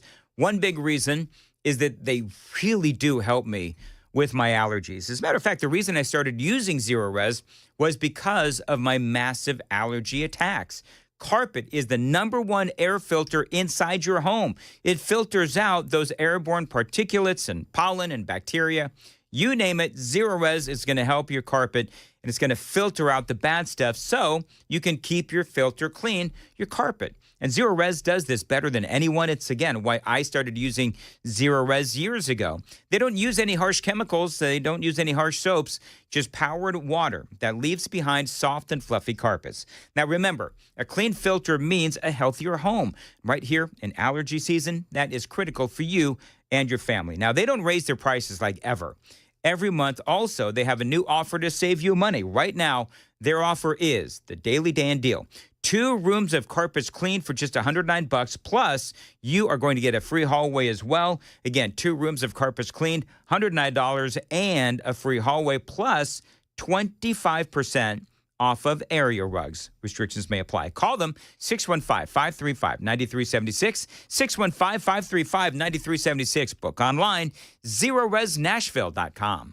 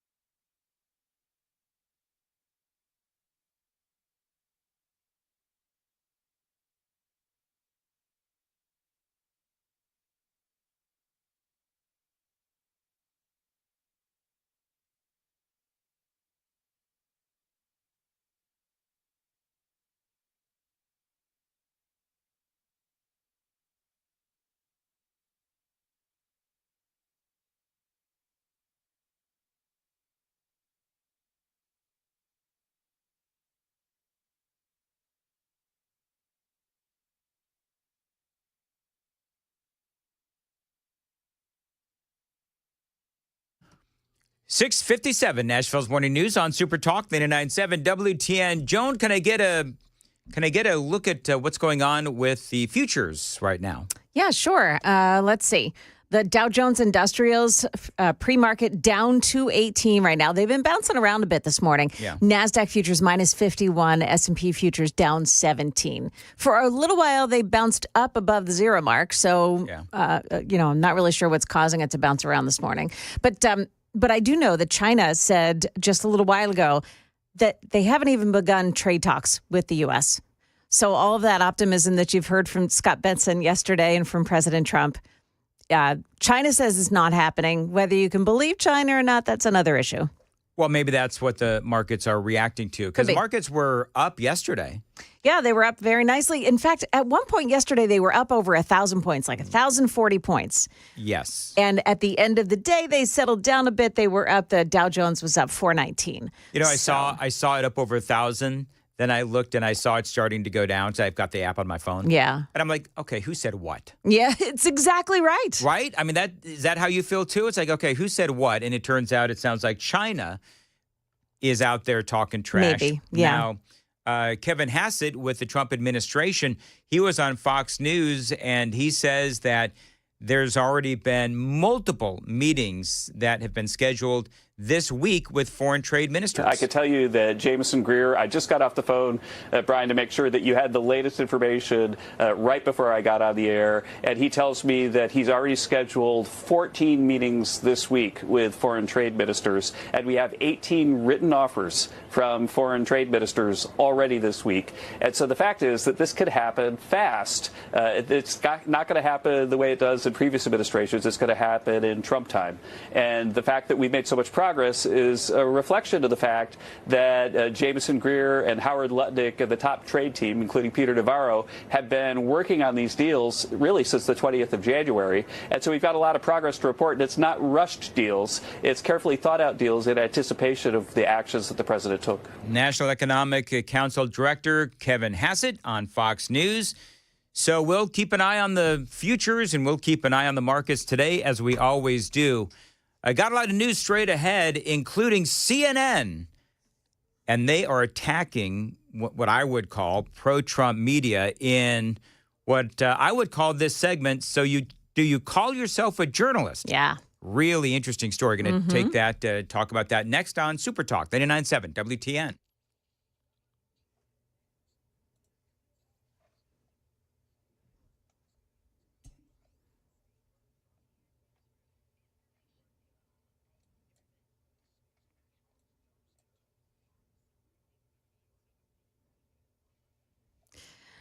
Good morning. It's now 7 o'clock. Cleaning up that mess in Whites Creek on Bradley Parkway. The westbound lanes just past Clarksville Pike. The right lane still, however, blocked off there. And we'll have more in traffic and the weather right after the news. An overhaul is underway at the Justice Department's Civil Rights Division. NBC News is reporting conservative culture warrior Harmeet Dillon has been appointed by President Trump to now lead the Civil Rights Office. She has reportedly cut dozens of career managers and caused others to resign. And in a series of memos, she has also directed the Civil Rights Division to pursue new priorities, including keeping men out of women's sports and ending racial indoctrination in K-12 schools. Former employees are calling these changes a bloodbath. Drinking or taking drugs and teaching, that's not a great idea. And a teacher in Rutherford County has gotten into trouble for doing just that. This happened at Siegel Middle School. We're told the teacher was arrested. Rutherford County Schools told us that teacher will not be allowed to return to any of their schools. Channel 4's Lydia Fielder there. The school's principal sent a note home to parents regarding all of that. Indonesia plans to import more agricultural products such as wheat, soybeans, and corn from the U.S. in an effort to narrow its trade surplus with the U.S. This comes as President Trump's tariffs have now pushed countries to improve their trade balances with the U.S. Meantime, CNBC is reporting, as we've told you, that China is denying there are any negotiations on trade with the U.S., despite indications from the White House this week that there would be some easing in tensions with Beijing. Market numbers now brought to you by Beacon Capital Management, online at beaconcm.com. Another day of gains on Wall Street Wednesday. Traders are hoping stocks will continue retaking lost ground today after 2 previous days of gains. The rebound coming as President Trump traded his hard line on a trade war with China for a softer approach. 5 years after COVID, Google telling remote workers it's time to come back to work at least 3 days a week if they want to keep their jobs. Earnings season continues. Among the companies reporting today, American Airlines. Its shares about half of what they were just this past January. Also today, earnings reports from Google parent Alphabet, Intel, Procter & Gamble, T-Mobile, and Comcast. A new report from the FBI claims America's senior citizens lost $4.8 billion to scammers last year. The scams ranging from fake outstanding toll bills to distress calls from fake grandchildren. People aged 50 to 59 saw the second most losses behind seniors at $2.5 billion. Dave Packer, ABC News. Stock futures in the red this morning with the Dow Jones Industrials futures minus 207. NASDAQ futures falling 37. S&P futures are down 15 points. That's the latest news, traffic and weather next. I'm Joan Jones, WTN News.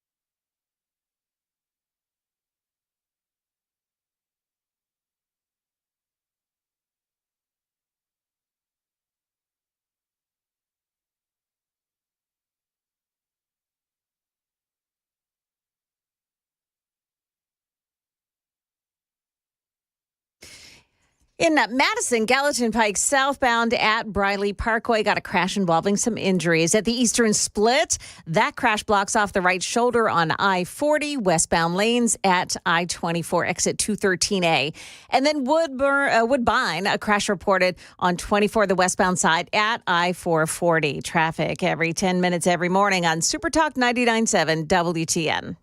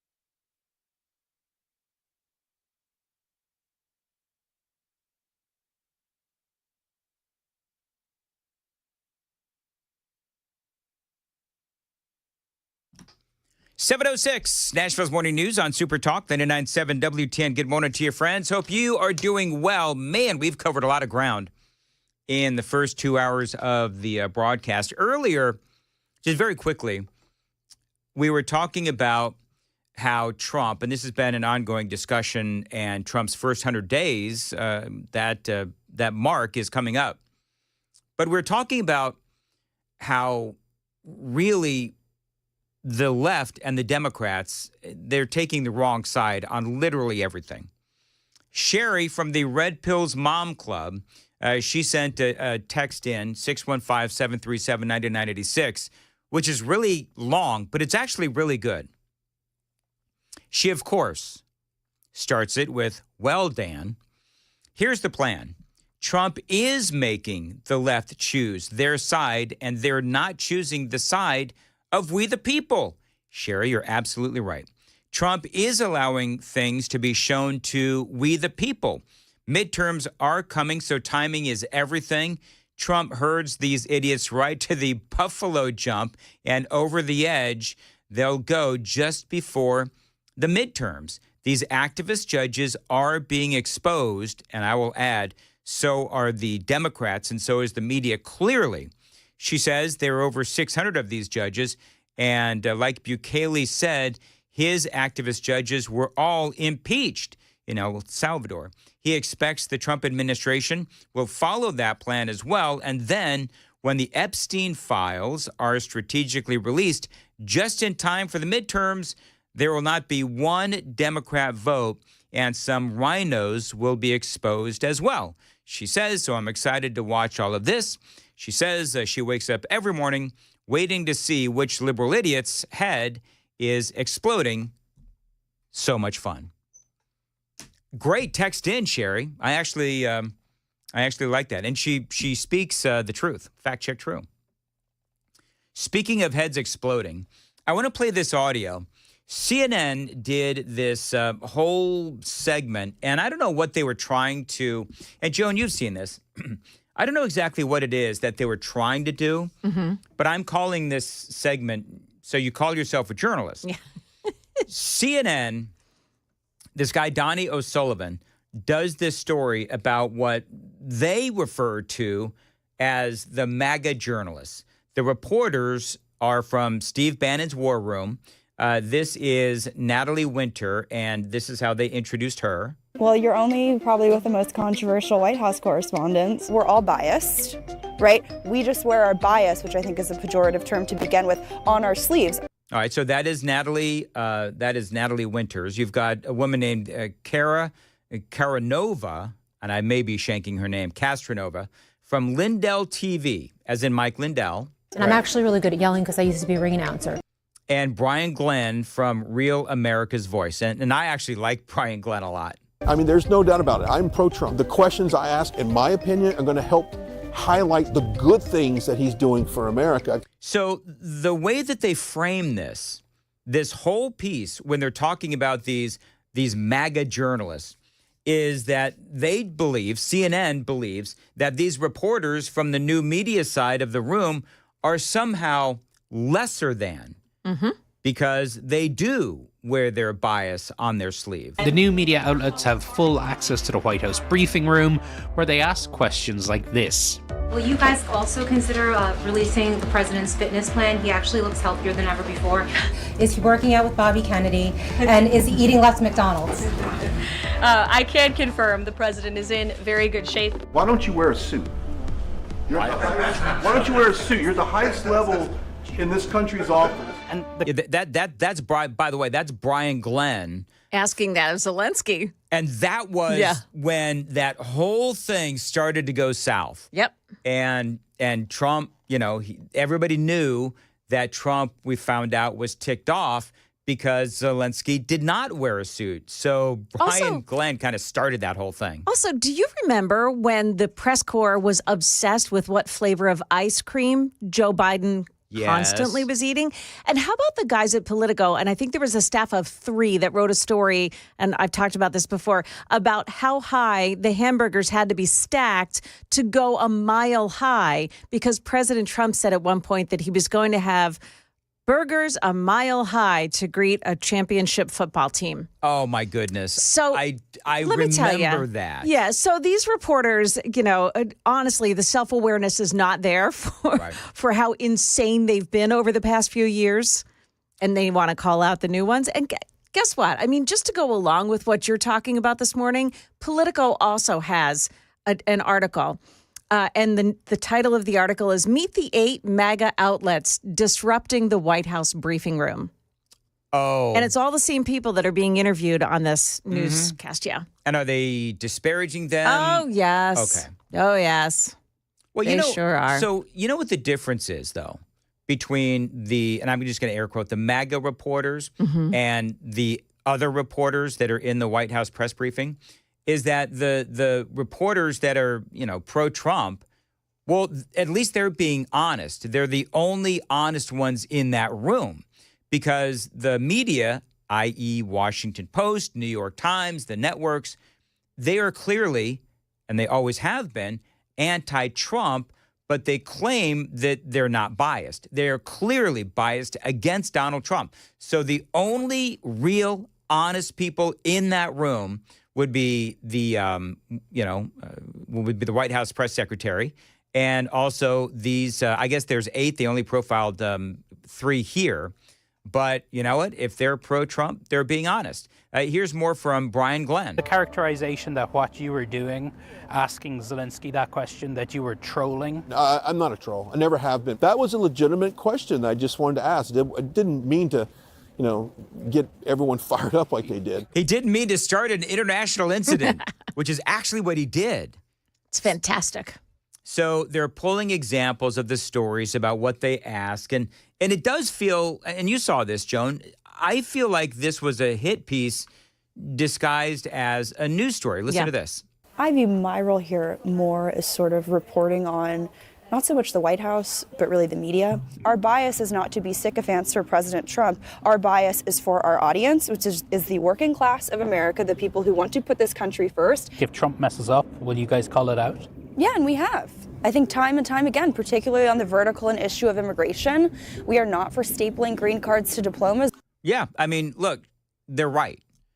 Because there have been times when on Steve Bannon's War Room where they've been really critical of Donald Trump. Yes. And so clearly the guy from CNN is number one, he's not really familiar with the work that they've done, Donnie O'Sullivan. They're not really familiar with the work that they've done. All they know is that these folks are, by and large, young, and they're wearing their bias and their support of Trump's policies on their sleeve. Yeah. And you know what? As I've mentioned a few times now, they are the ones that are honest. Oh, but the report does continue. I've got a couple more audio bites coming up straight ahead. And a terrific Scott Jennings moment on exactly this topic. It is all straight ahead, 7:15. Time to check the roads on WTN.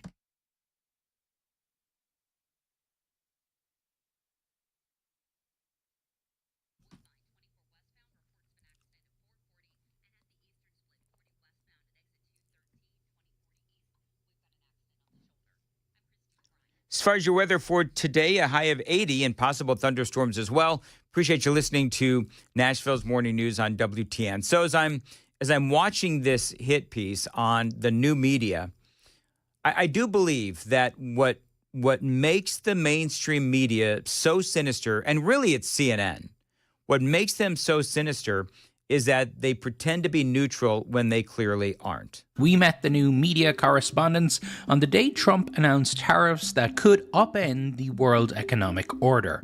As other news outlets reported on the tanking stock market, on Bannon TV, they celebrated. This is the first day where a sitting president put America's working class first, and it's a glorious day to be standing here at the White House and to be able to say that and bring that to you. So realize a few things. The media coverage of Donald Trump's tariffs has been incredibly negative. And I've talked about how they are hoping and wishing and praying for a recession because that's how the media operates.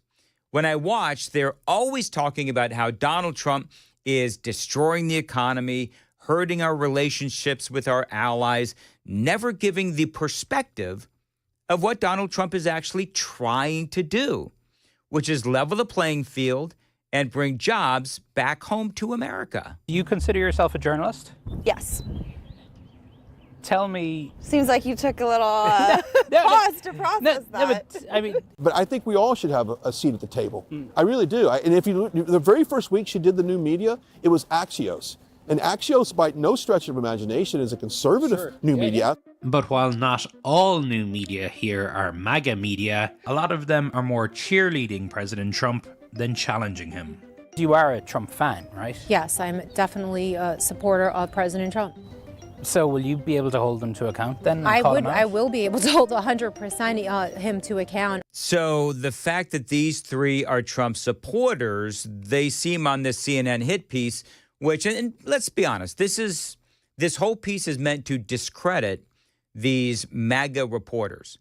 But they seem to make that a focal point of the story. But the reality is that the networks and CNN and MSNBC, they were always defending Biden and ignoring his deteriorating cognitive condition and the lies that were being told up at the podium, courtesy of Cringe Jean-Pierre and Jen Psaki. I mean, I don't need to say anything other than the border is secure, and everybody knows what I'm talking about.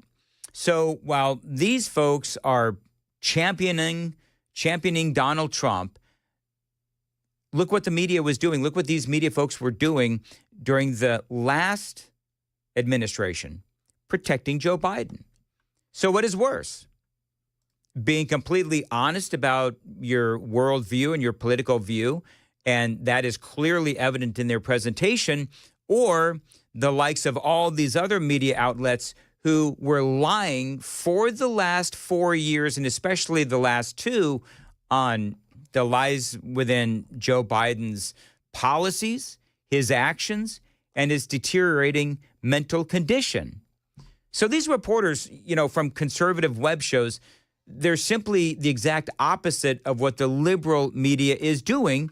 They're just being more honest. But to the people, and I'm sure you see this online every single day, who say you don't deserve to be here because you're not a real journalist, what's your response to them? Well, I'm pretty sure the group of people in there spent, 4 years covering for someone who was essentially dead, and that's being charitable in my description of him, a president by the name of Joe Biden. So to all those people who are apoplectic over having new media voices, you guys failed. Yep. And that's why we're here. Yep. The chair of the White House Correspondents Association, a group that has represented White House reporters for more than a century, recently wrote, "For the public to get information it needs to understand and make decisions about the most powerful office in the world, it needs news produced by experienced professional journalists who ask tough questions and produce fair coverage." Do you hear yourself, Oh my gosh. man? It's infuriating, isn't it? Well, it is. I mean, this from the Organization of Respected and Responsible Journalists that are responsible for how many hoaxes, right? You've got Maryland Man. You've got good people on both sides. Russian collusion. Joe Biden is sharp as a tack and the border is secure. All of those hoaxes, and that's just off the top of my head.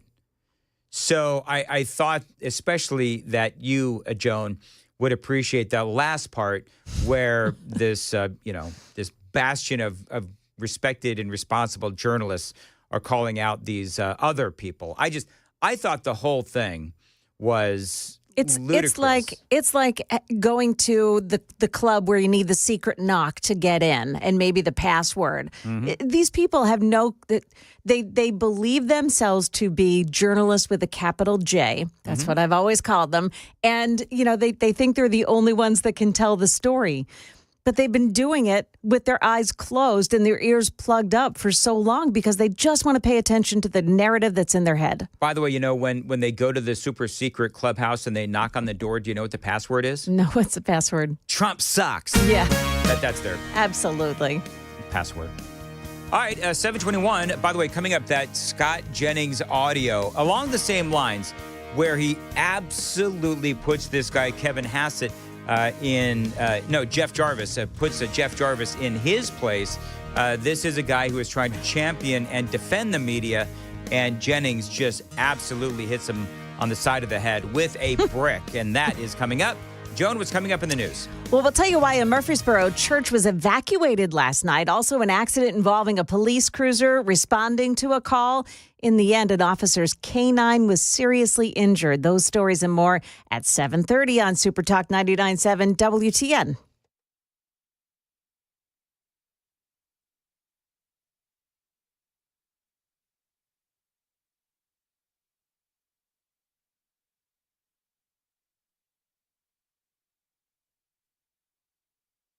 722 on WTN, Vision for Life. Now, I am going to be grateful for life, for Vision for Life, because they helped me see 2020 for the first time since I was a little kid. Now, right now, Vision for Life is celebrating 20 years of 2020. Since 2005, Dr. Jeff Horn has provided thousands of patients with 2020 or better vision. I am now one of those. Now, Dr. Horn's expertise and dedication have made him a leader in cataract, LASIK, and other vision correction surgeries. Dr. Horn's commitment to providing the best possible patient experience, in addition to the most advanced technologies in vision correction, has made Vision for Life one of the premier vision correction centers, not only in Nashville, not only in Tennessee, but actually in the world. So what you want to do, you want to check them out. This is the company that I went through for my vision correction surgery. It is amazing. Find them online at visionforlife.com, 615-436-2020. Tell them Dan Mandis told you to reach out, 615-436-2020, visionforlife.com.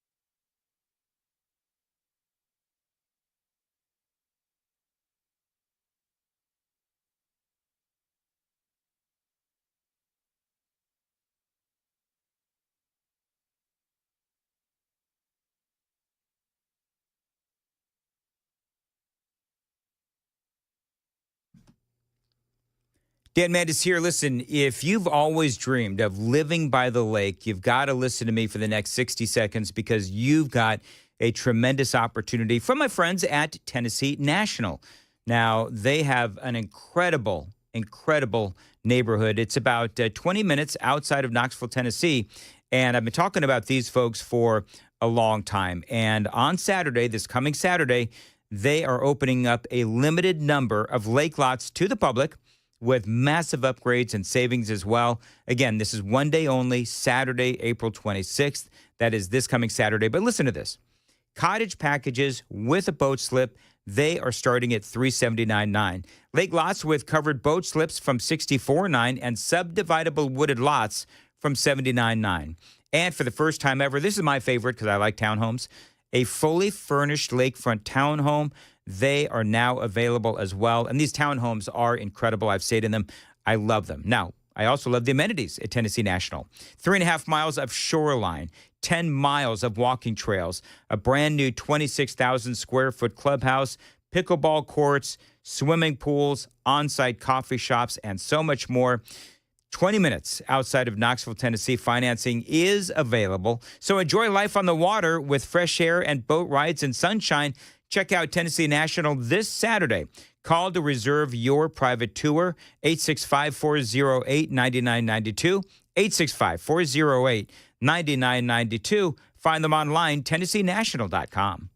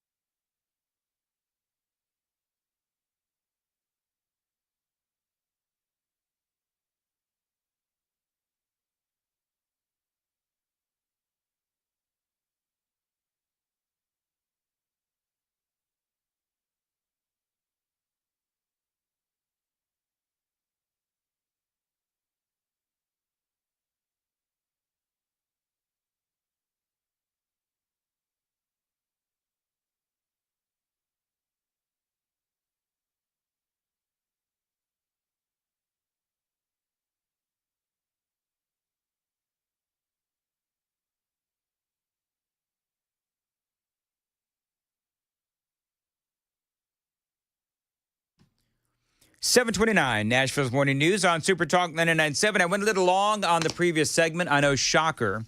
So coming up, I've got a lot that I want to do in the next segment. Is there a possible end to the Russia-Ukraine war on the horizon? I've got that story for you. I've got all the latest on Harvard. I do have this terrific audio on Scott Jennings schooling journalists on why people simply don't have trust in the mainstream media anymore. A lot to get to here on Nashville's Morning News. Super text line is open, 615-737-9986. Stay close. It's Nashville's Morning News on WTN.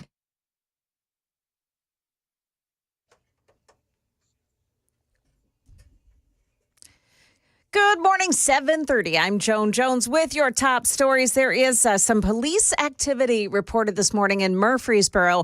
Not sure what it is, but it's on the 24 eastbound side at Medical Center Parkway, and they've closed out the left lane. It's blocked off there while police are engaged in this activity. Careful on the 24 eastbound side. The westbound side starts stacking up just normal delays around the Smyrna area. More in traffic and weather to come. A teenager has been arrested for making online threats against a church. The threat was made online against the New Vision Church in Murfreesboro. We know that this forced that church to evacuate last night. According to police, we know that their crews and fire investigated whether that threat was credible. After determining that it was not, the church was given an all clear and everyone was allowed to go back inside. WSMV's Alexandria Adams. Officials at that church say it was their safety team that was made aware of the threats and called police. Serious injuries for a Mount Juliet canine dog when a patrol car was involved in a crash yesterday. The officer responding to a call when a teenage driver of another car had initially pulled over. Channel 4's Marius Payton picks it up from there. The teen driver initially stopped, then unexpectedly hit the gas, causing them to hit the patrol car. The officer had to climb out from the passenger side. He was not injured, but K9 Axel had a serious leg injury and was rushed to Avenue Animal Hospital for surgery. That crash is under investigation. No word on the canine's condition today. Is the U.S. in active talks with China? That is a question that still doesn't seem to have an answer. What we have seen is a change in tone. A change in tone is not a change in policy. We have seen nothing publicly anyway in terms of talks starting with the Chinese. I also reached out to the Chinese embassy in Washington and said, have there been any conversations between President Trump and President Xi? They did not answer that question. The White House didn't answer that question. But the Chinese Foreign Ministry spokesperson did say the doors are open for talks with the United States. ABC's Jonathan Carl reporting. What did he say? It sounds like he said Trump and Xi have not spoken. Well, Trump said that the other day, that they haven't spoken. Correct. Their people have been going back and forth. Exactly, and that's why you have to parse words of these reporters. You know, the professionals with the capital J for journalist. Yeah. Yes. Well, so China said, by the way, that there are no ongoing talks with the U.S. at the moment. So parse that as you may as well.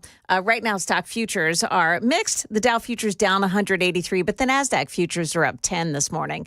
That's the latest news. We've got traffic and weather up ahead. I'm Joan Jones, WTN News.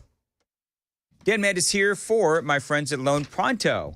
Interest rates have plummeted. It is time to call Loan Pronto. If you're looking to get cash out of your home's equity, refinance out of a high rate, or do a home improvement project, Loan Pronto can make it happen in a matter of days. Take advantage of this opportunity and get tens or even hundreds of thousands of dollars out of your home. Pay off all of those credit cards and pay off your car loans too. You know, the average homeowner cuts their monthly bills by $1,000. Get more information at loanpronto.com. Inflation and higher costs have put a lot of people in a stressful financial situation. But if you own a home, there is a way out. Loan Pronto has multiple options that can help you get the financial freedom you deserve.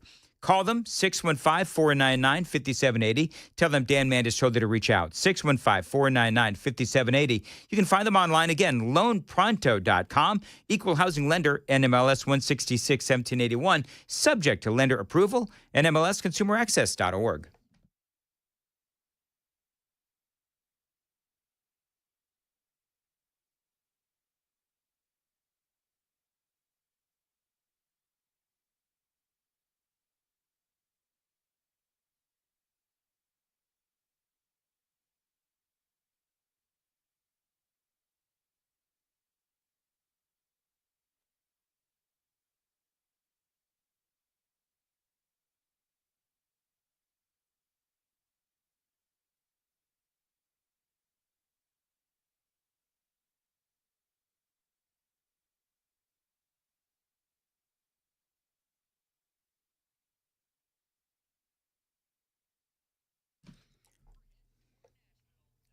Dan Mandis here for Brentwood Jewelry. You know, for over 50 years, Brentwood Jewelry has been proudly serving the Brentwood community with exceptional style and exceptional deals every single day. Now, this is a family-owned and operated business spanning the last 3 generations. Now, they are deeply rooted in this community, from Salem's service in the Special Forces to his sons serving as local firefighters.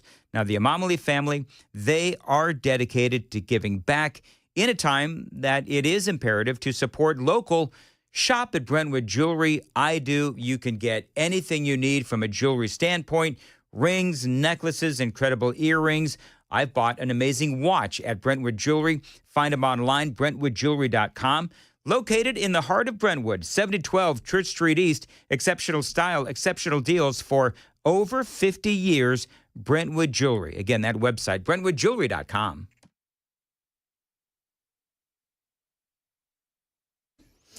Looks like we have police activity still taking up the 24 eastbound lanes at Medical Center Parkway, and the left lane there blocked off by it. On the westbound side, headed into Nashville, some delays starting around the Smyrna area. They get pretty heavy around Laverne as you make your way into Nashville. A crash involving some injuries, 840 westbound past Pinewood Road in Fairview. That's exit 14. And the National Weather Service saying that we do have some thunderstorms moving in from the south, entering into the Spring Hill area. That may cause some delays on the roads as well. Traffic every 10 minutes every morning on Super Talk 99.7 WTN.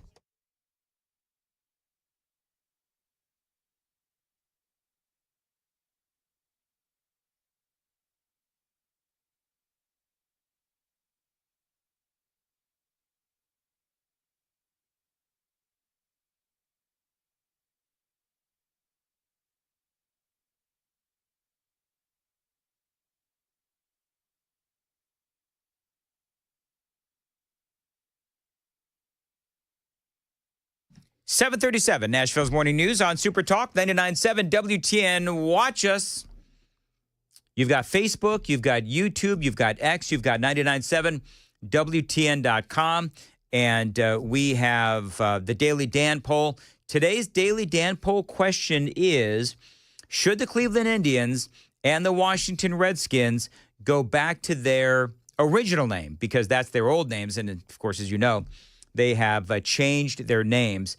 Donald Trump, and I thought it was interesting, he talked about that. I don't know what brought it up, but he did talk about that. I've got some really funny audio of the president talking about that topic coming up here on Nashville's Morning News on Super Talk 99.7 WTN. Just one last thing on the media and the news media and why it is that so few people actually trust the media at this point. The media, I thought it was interesting. Abby Phillips' show, they have a guy on there named Jeff Jarvis, and he's some sort of media consultant. And in this upcoming soundbite, I was floored by this. He actually said that Americans' distrust in the media isn't because of their performance.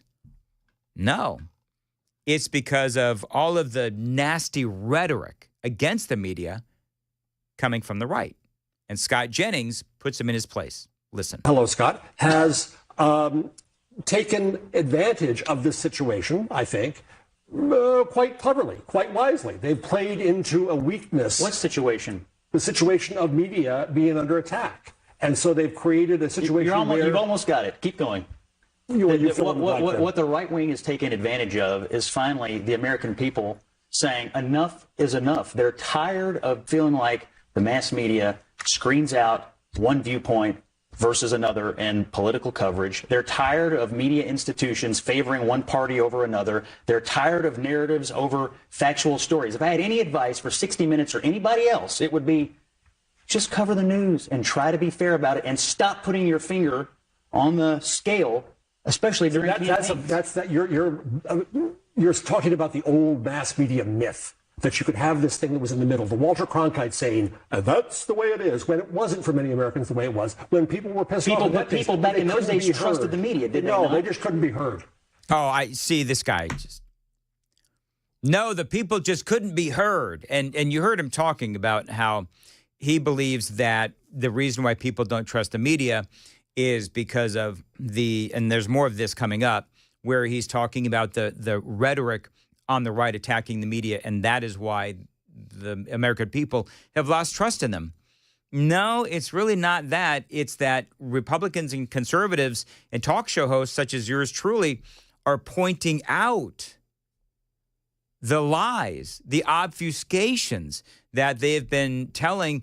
And really, it was the first Trump administration that blew this whole thing wide open. And so our trust in government, not that a lot of people had trust in government, but it's clearly gotten worse. But our trust in government is at all-time lows.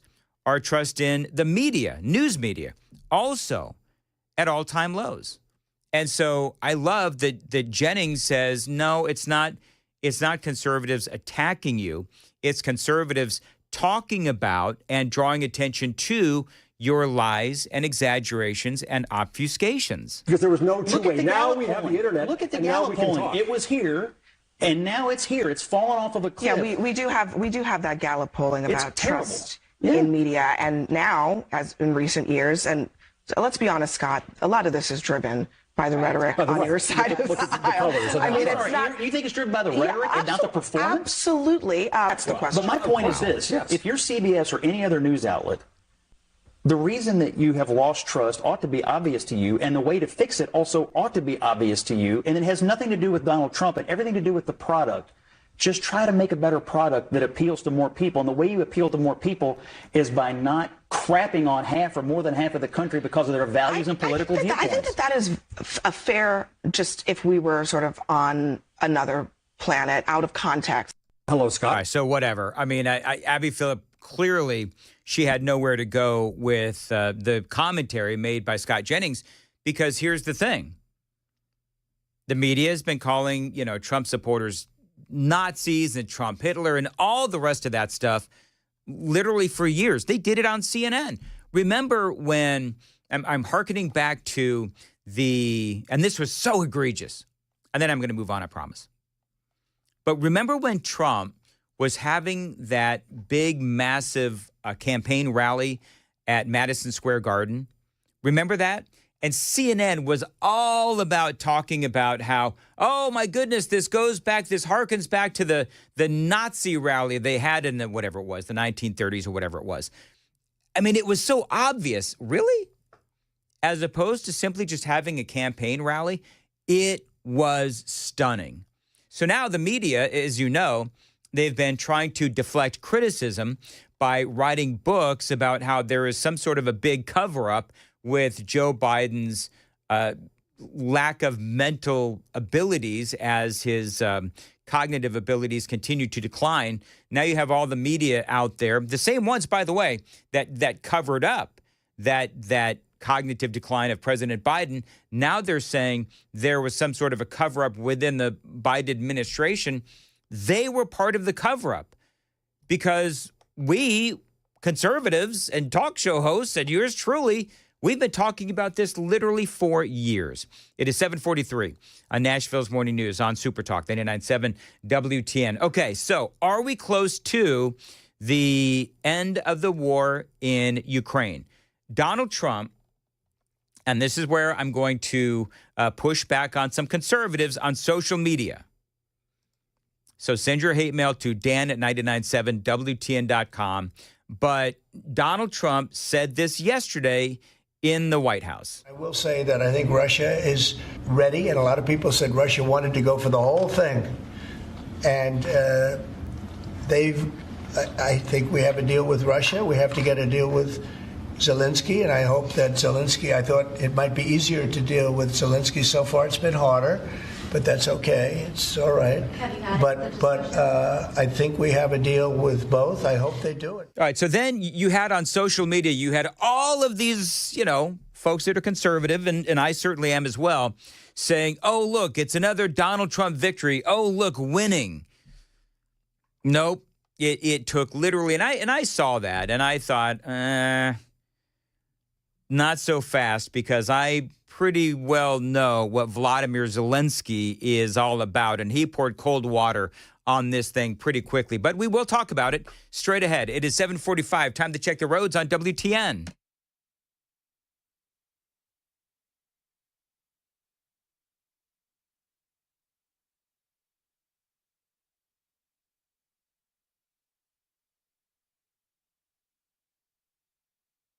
7:45, Nashville's Morning News. We've got possible thunderstorms, which I believe have hit Spring Hill or is hitting Spring Hill right about now. Now, nothing tornadic or anything like that. So we've got a high of 80 degrees today and thunderstorms moving through the area. Appreciate you listening to Nashville's Morning News on WTN. So Donald Trump, obviously, he wants this war between Ukraine and Russia to end.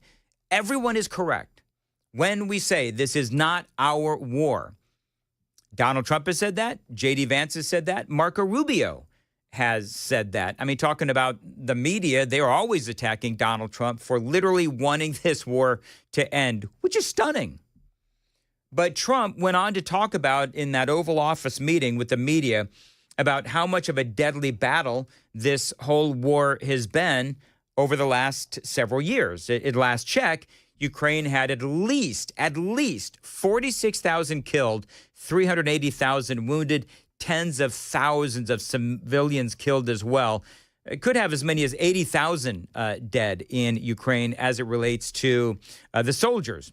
Of course, Russia, you're talking about a fatality count up towards 250,000. It just kind of depends on who you talk to and who you believe. And of course, we have given them, Ukraine, billions and billions and billions of dollars. And so Trump said that and everybody got excited.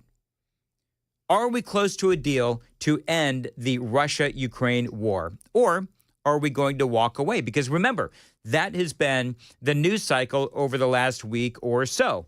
This is what J.D. Vance said yesterday ahead of Donald Trump's statement about a possible deal.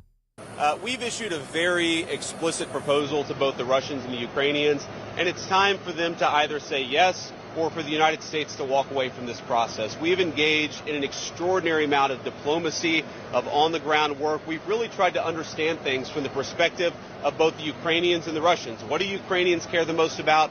What do the Russians care the most about? And I think that we've put together a very fair proposal. Right. I mean, that's what J.D. Vance says, and he is correct.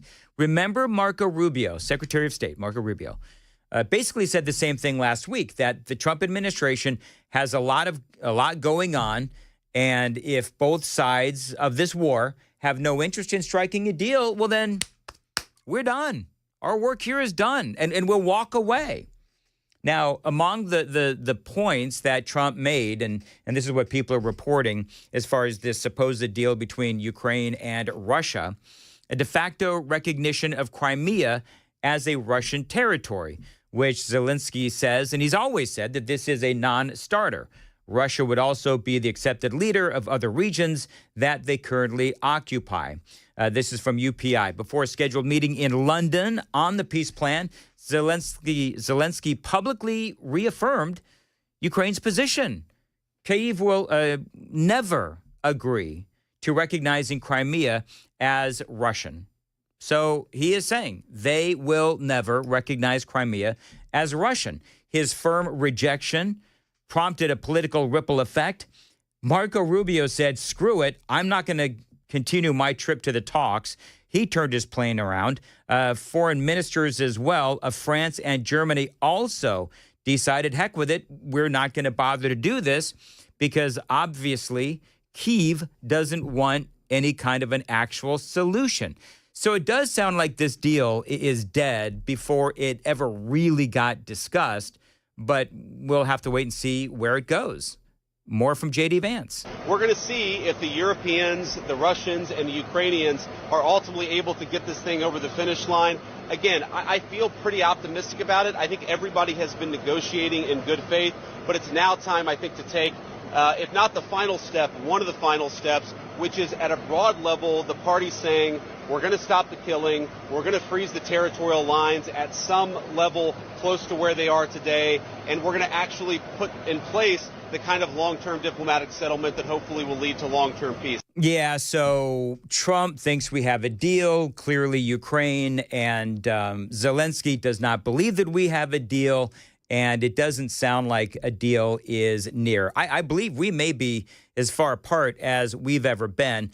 Donald Trump last night posted a massive, and it was really long, I'm going to read it to you, but it's a really long post on Truth Social about his feelings on all of this, and I'm going to give you a hint as to where he goes.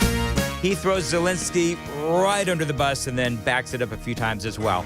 7:50 on Nashville's Morning News. Joan Jones, what's coming up in the news at 8? We'll tell you about some more lawfare as a dozen Democrat-led states sue the Trump administration and the local school board that's lawyering up over their decision to pray. That and more coming up at 8 o'clock on Super Talk 99.7 WTN.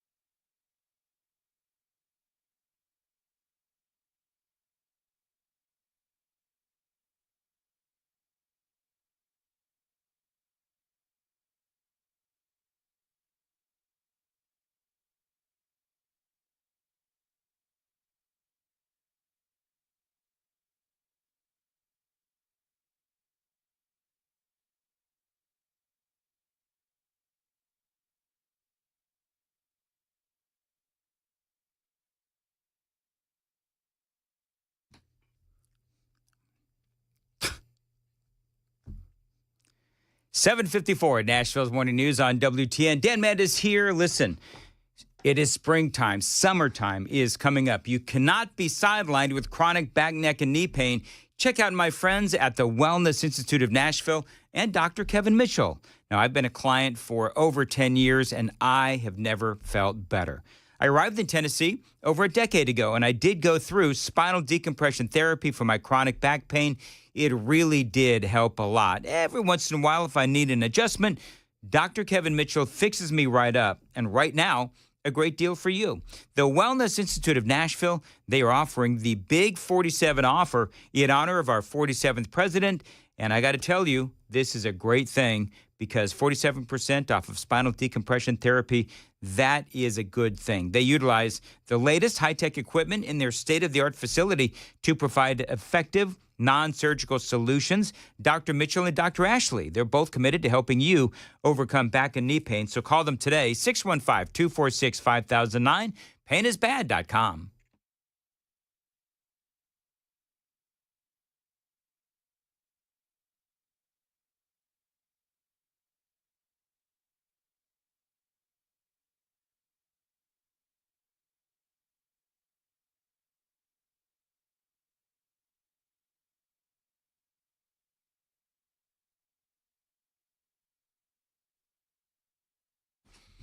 7:55, Nashville's Morning News on Super Talk 99.7 WTN. So it would appear that Zelensky threw cold water on Donald Trump's big announcement that he's found a deal between Russia and Ukraine. There's been a great deal that has been struck. Donald Trump said this yesterday from the Oval Office. Is ready, and a lot of people said Russia wanted to go for the whole thing. And I think we have a deal with Russia. We have to get a deal with Zelensky, and I hope that Zelensky, I thought it might be easier to deal with Zelensky. So far it's been harder, but that's okay. It's all right. But I think we have a deal with both. I hope they do it. Well, turns out he didn't. Zelensky said later, no, any deal that involves Russia basically owning Crimea is a non-starter for Ukraine. And by the way, he has said that for a long time. So Trump goes after, as only Trump can, on Truth Social. And this is what he said. You ready? Here we go. Ukrainian President Vladimir Zelensky is boasting on the front page of the Wall Street Journal that Ukraine will not legally recognize the occupation of Crimea. There's nothing to talk about here. The statement, Donald Trump says, is very harmful to the peace negotiations with Russia in that Crimea was lost years ago under the administration of President Barack Hussein Obama and is not even a point of discussion. Nobody is asking Zelensky to recognize Crimea as Russian territory. But if he wants Crimea, why didn't they fight for it 11 years ago when it was handed over to Russia without a shot being fired?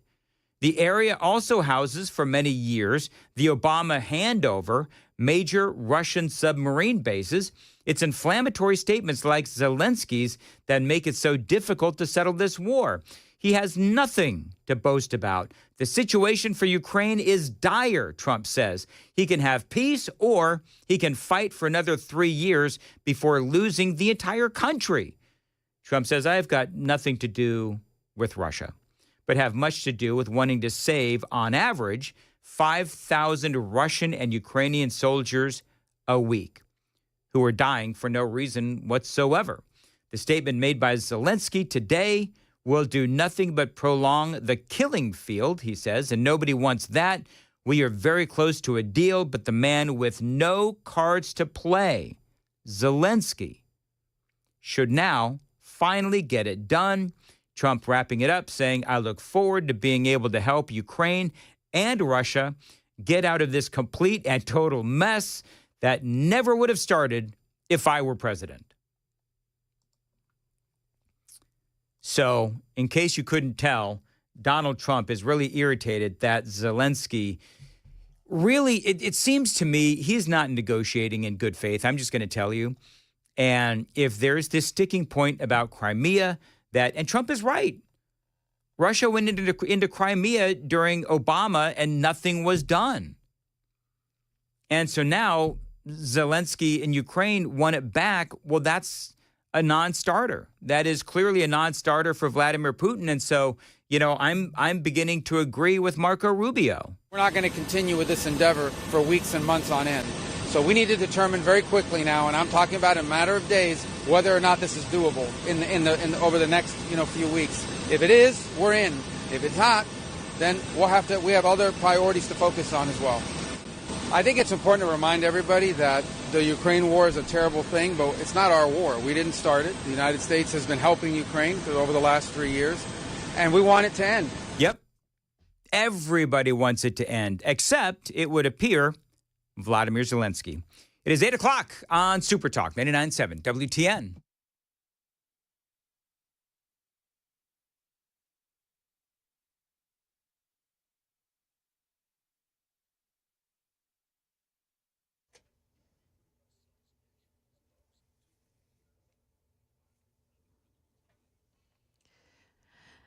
Good morning, 8 o'clock. I'm Joan Jones with your top stories. A dozen states are filing a suit against President Trump's administration, challenging the president's tariffs.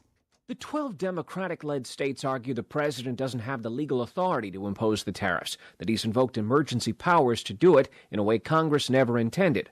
This suit is the latest in a series of similar court fights now being waged. But the White House this week scored a first-round victory in one of them, with a 3-judge panel of the U.S. Court of International Trade ruling that a group of small businesses hadn't demonstrated the kind of harm that would be necessary for the judges to stop the tariffs in their tracks. That's ABC's Stephen Portnoy reporting. At the Rutherford County School Board meeting tonight, debate over plans to cut off school bus service for kids living within 1.5 miles of their school.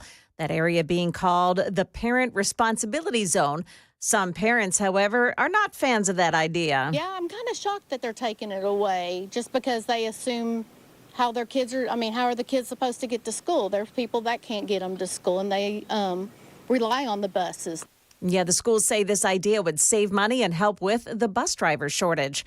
At the beginning of that meeting tonight, a prayer to Almighty God for divine guidance, something that the board voted to reinstate about a month ago. Now the board plans to be represented by the American Center for Law and Justice as it battles against some residents who are demanding they stop praying before the meetings. Board members will vote on that representation by the ACLJ tonight. President Trump has signed a series of executive orders late yesterday dealing with the woke practices, he says, at the nation's universities. He was joined by Education Secretary Linda McMahon. So they're allowing people into school that can't do math, and yet kids who've worked really hard and number one in their class in a high school someplace in New Jersey or in Mississippi, they can't get into the best schools. What is that all about? Yeah, and I think that gets to your policy, sir, of meritocracy, that we should be looking at those who have real merit to get in, and we have to look harder at those universities that aren't enforcing that.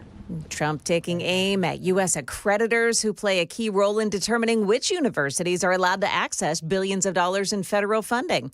And a Nashville City Park getting kudos from readers at USA Today. Centennial Park was ranked number 5 on a list of best city parks. The park is home to the Parthenon and lots of city events. The whole area under renovation right now, with the next phase starting this summer. Part of it is a new grand entrance along Park Plaza and the new walking and bike paths as well. And we're told that Centennial Park gets that number 5 ranking because that's where Dan got married. That's right. Okay. Did I do well on that one? You did. I got it. You did. Nailed it. Although you don't, well, not quite, Joan, because you didn't have the celebratory music behind it when you mentioned my name in your newscast. I'll work on it, Dan. Please do. All right. Market numbers now brought to you by Beacon Capital Management, online at beaconcm.com. Stock futures are mixed right now. We've got the Dow futures down 111, but the NASDAQ futures are on the plus side by 44. S&P futures are up 3 points. We'll keep an eye on it as the opening bell just about a half hour away. That is the latest news, traffic, and weather next. I'm Joan Jones, WTN News.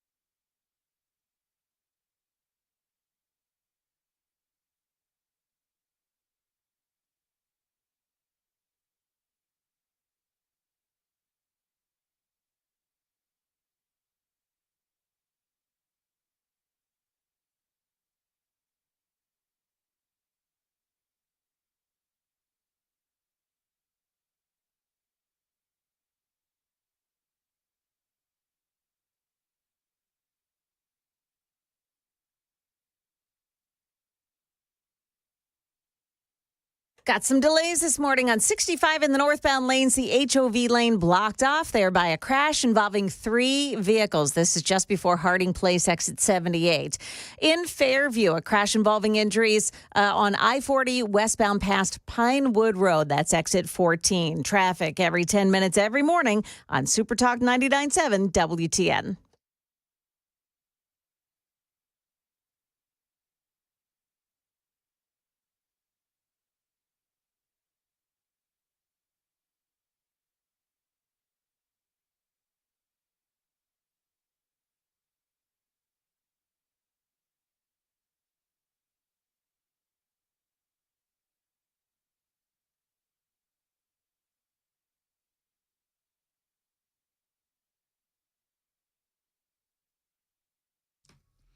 8:06, Nashville's Morning News on Super Talk, 99.7 WTN. Joan, I don't know if you had this in your newscast. What's that?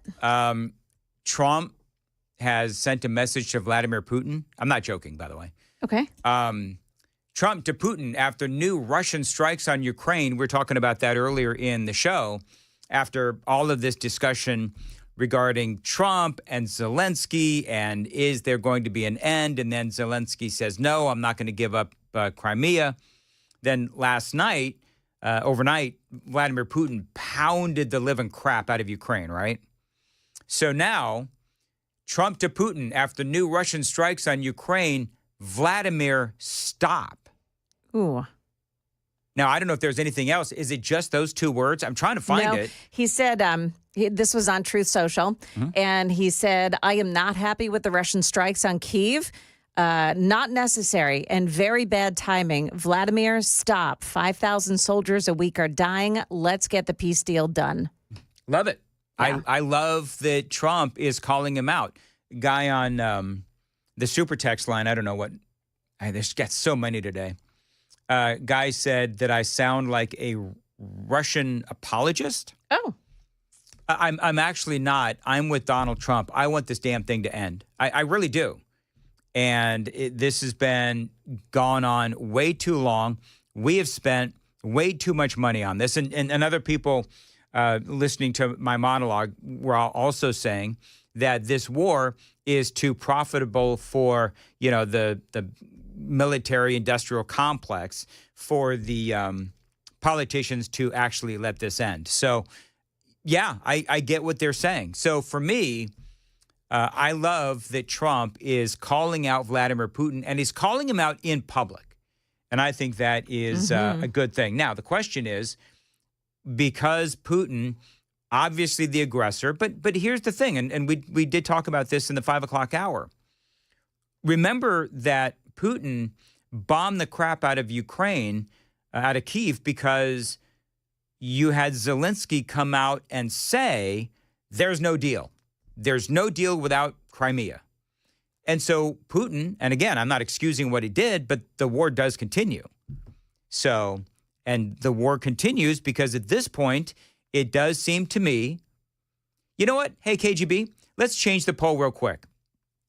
This is why KGB hates working with me. So our current poll is, and Joan, you might like this poll question. So our current poll is, should the Redskins and Cleveland Indians, what they used to be called, should they go back to their original names?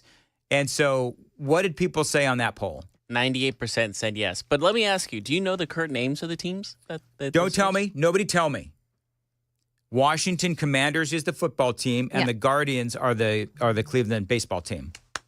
Good job. And honestly, they are the most lily white names ever. Yes. They're so washed up and ugh. If they wanted to be more, inclusive, the Cleveland Spiders were a black team in the 1800s and 1900s. They talked about the Spiders. Yeah, and that should have been their name, my personal opinion. Should have been.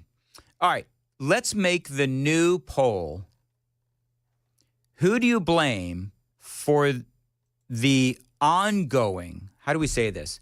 Okay, who is standing in the way of peace? Russia or, say, Putin or Zelensky? I think that's a good poll question, right, Joan? I think so. All right, who do you blame? Because you know what? I don't really know who I blame. I mean, Zelensky and Trump, Trump has basically come out and said that Zelensky is right now the one that is standing in the way of any kind of a peace deal. But Zelensky, he honestly feels like Crimea was stolen. And so you've got Putin, who feels like Crimea still belonged and Ukraine still belongs to Russia. So, I mean, I could make an effective argument, both ways. For both sides. I could say that Zelensky is the impediment to a peace deal. I could say Putin is the one standing in the way of a peace deal. I'm really curious. I don't think we've done this poll yet, have we? No. We have not. This is a first. Okay, this is a good poll. So find us on YouTube. Ann says Biden. I mean, fair. He kept giving them weapons. He did. And a lot of money and so forth. Let's see here. Well, Dan, says 4702, not liking barbecue, sweet tea, NASCAR, and beer in the South makes you a communist, so a Russian apologist fits. Well, that pretty much explains it now, doesn't it? You know what? It's all suddenly becoming very clear. Yep. Whatever. By the way, also people are sending in their, real quickly, people are sending in their barbecue photos. They are. And the burnt ends look. Okay, now in my defense, can I say this? When Weaves and I went to Old Red in Nashville, remember last weekend we were at the rooftop bar restaurant kind of a thing? Yeah. Me and Ken and our respective wives were up there. I actually ordered burnt ends. Okay. So, and they were really, really good. Now, does that mean that I like barbecue? I don't know, but I sure as heck like those burnt ends. Could have just let it go. No. You had to keep going. Had to throw it in double there? down. Triple down, I guess. Watch us on YouTube and also 997WTN.com, X, and Facebook. If you watch on YouTube, like and subscribe and take the poll right now. Who do you believe is standing in the way of a peace deal, Zelensky or Putin? Is that how we worded it? Yeah, who is standing in the way of peace? Putin, Zelensky, just straight up. And right now, the poll numbers have actually went way up when we started this, and Zelensky's currently in the lead. Okay. As the one that's standing in the way. Joan, do you have an opinion on this? Because as I said, I could make an argument either way, which is why people hate me, but sometimes. Well, look, it's clear that Russia started this. Yes. That Russia's incursions into Ukraine have got to stop. And yes, they began this. I feel like we can't go back in time. We can't give back. You can't force Russia to give back pieces of Ukraine that it's already taken. Right. Just get on with it. Just be done with this and stop the killing. Stop the killing of so many of these soldiers. Yep. Which is exactly where President Trump stands. Right. And you just hit the nail on the head. We can't go back in time. Trump is right. In my opinion, this never would have started if Trump was in office. Biden's failed pull-out of Afghanistan and his weak sanctions emboldened Vladimir Putin. I mean, we've said this 1,000 times. But we are where we are right now, and we can't really change the past. And asking Vladimir Putin to give back Crimea, right or wrong, that's not going to happen. It's just not. So now we have a situation where if Zelensky is going to, and he is, digging his heels in, well, then the killing is going to continue. And guess what, Zelensky? We're tired of funding all these people getting killed. But then the question is, okay, well then if this, just go with me here. So then you're going to have the people saying, well, if America doesn't continue funding the war in Ukraine, then all these people are going to die. And the people are going to die because Zelensky is not negotiating. That's why people are going to die. And if Europe is so hell-bent on continuing this war, then let them fund it. Bottom line. I think that about covers it. Did I miss anything, Joan? No, I think that's it. Yeah. Yeah. Show's over. Let's wrap it up. Let's wrap it up. We're done. Have a good one, everybody. There is one other thing to discuss with this, though, because this morning there's news that Russia is planning to open a naval base in Sudan. So what are they doing there? I don't know. At the Horn of Africa, where, as you know, I mean, there's just been so many, there's Chinese bases. Yeah. There's all of the efforts for ships that are passing through the area. They are ultimately boarded and taken over by these pirates of the sea. Mm-hmm. Russia continues to make flex. Yeah, they do. Mm-hmm. They're trying. They're trying. And I think that Sudan is cooperating with Russia. Then, obviously, right? Yeah. Well, I haven't heard this story, so yeah. I haven't read it's new about this morning. But, okay. It would be a naval logistics facility. Well, then obviously we need to take over Greenland. There you go. Yes. We need to take over Greenland. Yes. So there you go. All right. All right, real quick. It's 8:15. Time to check the roads on WTN.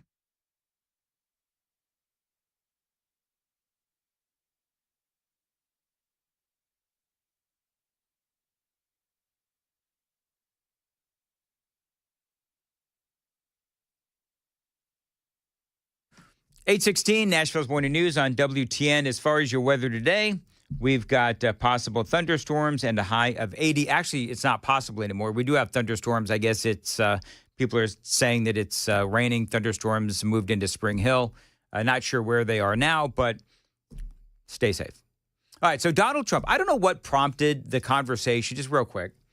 I don't know what prompted Trump to start talking about the sports teams, but he started talking about the Cleveland Indians, the used to be Cleveland Indians, and the Washington Redskins. And, you know, like a lot of things, Donald Trump speaks the truth on the absurdity of changing these names. Here's what he said. Look, I think when the Indian population is a great part of this country, a great heritage. And we were talking about Massapequa, Long Island, the Chiefs, they call themselves the Chiefs. Well, the Kansas City Chiefs, they're not changing their name. A great team, great people. I'm saying that I think that's a positive thing. And when you go back to Indians, they polled this. They don't know why these names are being taken off. They're trying to, I think it's degrading to the Indian population, and it's a great population. He's absolutely right. I mean, think about it. Because this was what was so baffling about that whole thing. Is you've got to change the name and the logo of the Redskins. You've got to change the name and the logo of the Indians. You know, they did polling of Native Americans, and a lot of them saw it as their culture was being erased from popular culture. And so that was part of the issue that I had, is that I didn't see, you know, I feel like 5 years ago they went their topic back. But I mean, I didn't see that or those logos as an insult to the Native American community. Now, I understand Chief Wahoo. Yeah, what about KGB? You follow sports far closer than I did or do. But did you have a problem with Chief Wahoo if you were Native American? Because I get that one sorta, but the Cleveland Indians could have changed their logo of Chief Wahoo without changing their actual name. But when it comes to these protesters, that was never going to be enough. The logo, I didn't have an issue. I kind of liked it. I did too. But that's not my place to say, unfortunately. But you know, some people really didn't mind it from what I understand. And even the Redskins, like there's even some, like the tribe that was originally portrayed as the Redskin want the name back. They dug it. Yeah, they were okay with it. It just, I think it was just a kind of both sides they were never going to get along. There was always going to be like colliding heads. And the reason they did change it is because Dan Snyder, the original owner of Washington, he was getting a lot of grief from the NFL for other things. Like he was kind of messing with the money. And so he kind of used that to get his name in quote unquote good graces. Like so they didn't have any much against him. So he kind of did. That's the reason why he changed it.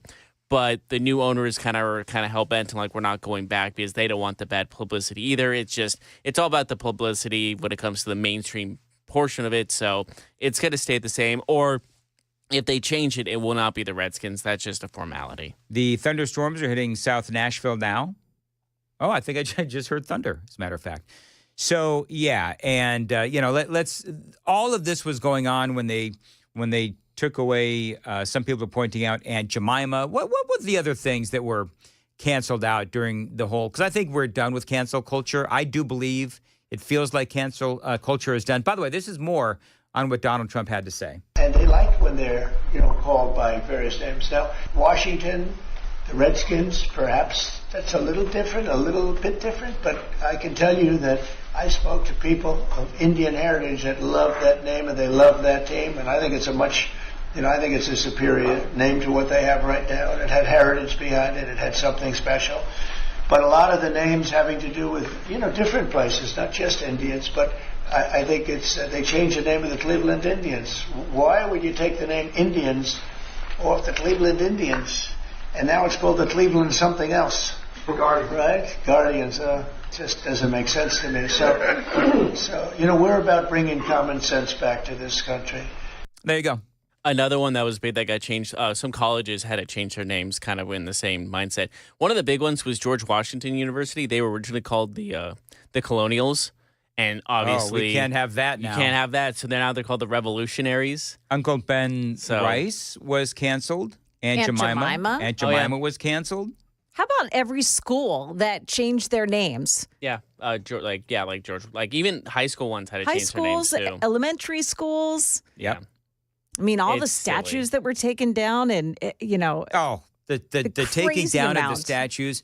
Do you remember were you in Maryland? Was it Maryland? I think it was when they tore down the Christopher Columbus statue. Yes. And they threw it into the harbor. Yep. And then it was like a year or two later, because I said when that was going on, I said that Baltimore is still going to be crime-ridden. Baltimore's still going to have, murders and all this kind of stuff because, Baltimore itself, not the harbor, but Baltimore itself has a lot of problems. And I said, is this going to solve anything? Does this mean the crime rate is going to go down? The murder rate is going to go down in Baltimore or in Richmond, Virginia, where they took down another big statue there? And obviously the answer was no. Nope. No. It's still incredibly crime-ridden in Baltimore, Maryland. Thomas Jefferson had his statue taken away. I forget where, but there was like in a not in Capitol. DC. It was like didn't Thomas Jefferson's statue get taken like in a Capitol building somewhere or something? Probably did. I don't know. There was a point where it got ridiculous to that point. But I have a list of I can give you a list of a lot of different colleges that had it. North Dakota was the Savages at one point, and they had to change it to the Blue Hawks. By the way, Grant says names of military bases. That's another good one. Yeah, we did say Land O'Lakes Butter. The Robert E. Lee statue in Virginia. Was that in Richmond? I think that may have been in Richmond. Mm-hmm. Yep. I remember that. That was a big statue. Franklin High School was the rebels and went to the Admirals, according to 8411. So even places here in Tennessee. That's just silly. And Franklin is one of the most, that's one of the most conservative areas. Like, it's Williamson County. Well, and it's sad. Well, there's a lot of liberals in Williamson County. Unfortunately, yes. But there, when you acquiesce to the minority mob, right? Because that's what it is. Land O'Lakes. Yes. Land O'Lakes had to change as well. It's a minority mob. And when I say minority, I mean the fewer people, they're in the minority, fewer people, but they're louder and they're meaner and they're nastier. And, the majority. Oh, I forgot. Just, Lady Antebellum. Lady Antebellum and the Dixie Chicks. Yeah, the band names had to be changed. Like that's getting. Lady we're A. getting to the ridiculous. Lady A changed their name. Yeah. The Dixie Chicks turned into Just the Chicks. Whatever. I wish that was their full name. Just the Chicks. You know what? Here's the thing. Nobody ever really says their name much anymore, so it doesn't matter, really. Touche. So. Yeah, and I was specifically saddened by Lady Antebellum because I like that band. Yeah, me too. And I thought it was so squishy of them to just cave. But that's not even probably them. That's probably their market, like their what is record it? company. Record company, yeah. Like some things where you sign a contract, you don't know really what's in the fine print. Actually, and here's the thing: you bring up a great point, which is, and I don't know how record company contracts work. But what I do know is that when you sign with a record company, oftentimes they literally own you. They own your images. Yeah. They own, so that may have been a record company force. I don't really know all that. That wouldn't have surprised me in the slightest. Nope, wouldn't surprise me either. What does the poll say? And then we're going to move on. Right now, the poll is at 91% Zelensky. So 91%. Wow. The people of WTN Nation have spoken, and it is Vladimir Zelensky. The fans have spoken, you would say? And by the way, just so we're clear, I do like burnt ends with barbecue.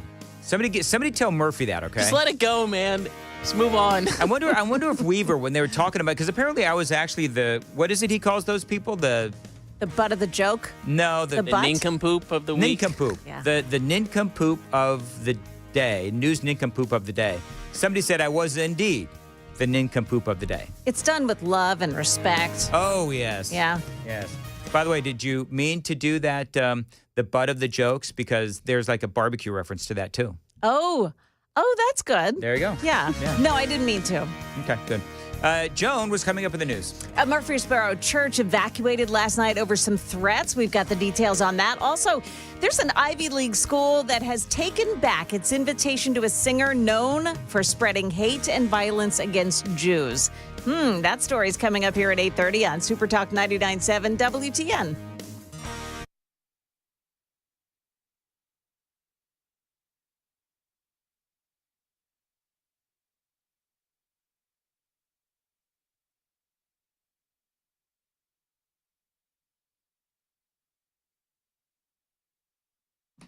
(8:26) Nashville's Morning News. Dan Mandis here. Listen, we are in spring, heading into summertime.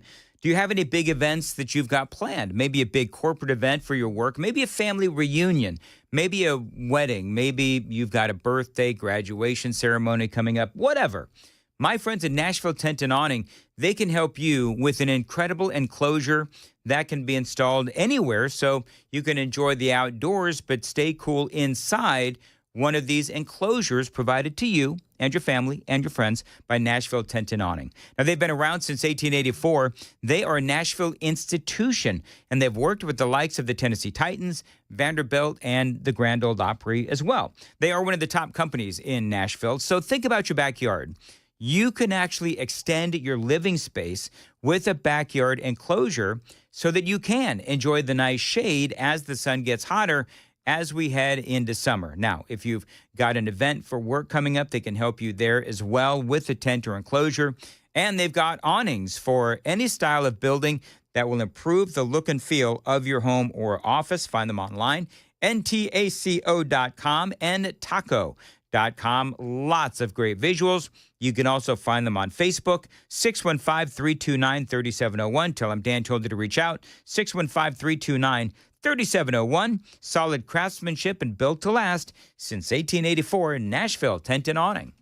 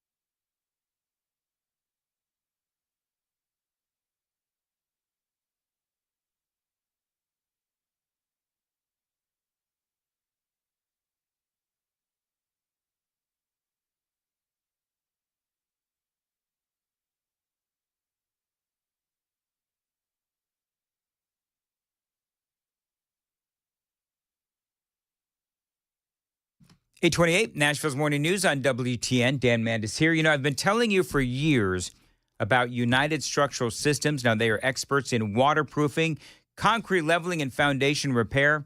We've got storms moving through Middle Tennessee. You want to go down, you want to check out your basement and your crawl space. If you've got water down there, then you do have to call United Structural Systems. Again, they're experts in waterproofing. Now, I've been working with these folks for years. They've helped me out with my home several times, and that is why I proudly endorse USS. I'm one of 30,000 satisfied customers. And listen to this recent review on Google. Guy says that USS was highly professional. The crew was phenomenal from start to finish. They treated his home as if they were working on their own. He does give USS 5 stars all the way. They're not going to charge you for any unnecessary repairs, and you're not going to pay a dime until the work is done and you are a satisfied customer. We guarantee our best. Call USS, 615-488-7855, 615-488-7855, USSTN.com.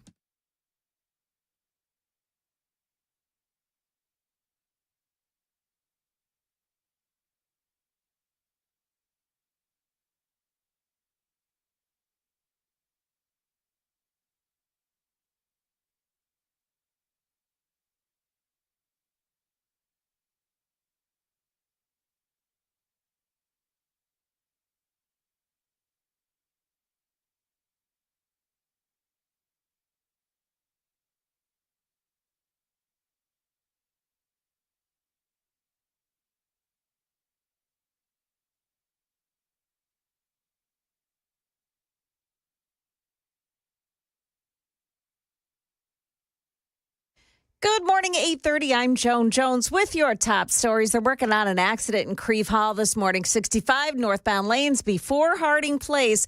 The right shoulder is blocked off there, and we're hearing that that's 3 cars involved in that crash.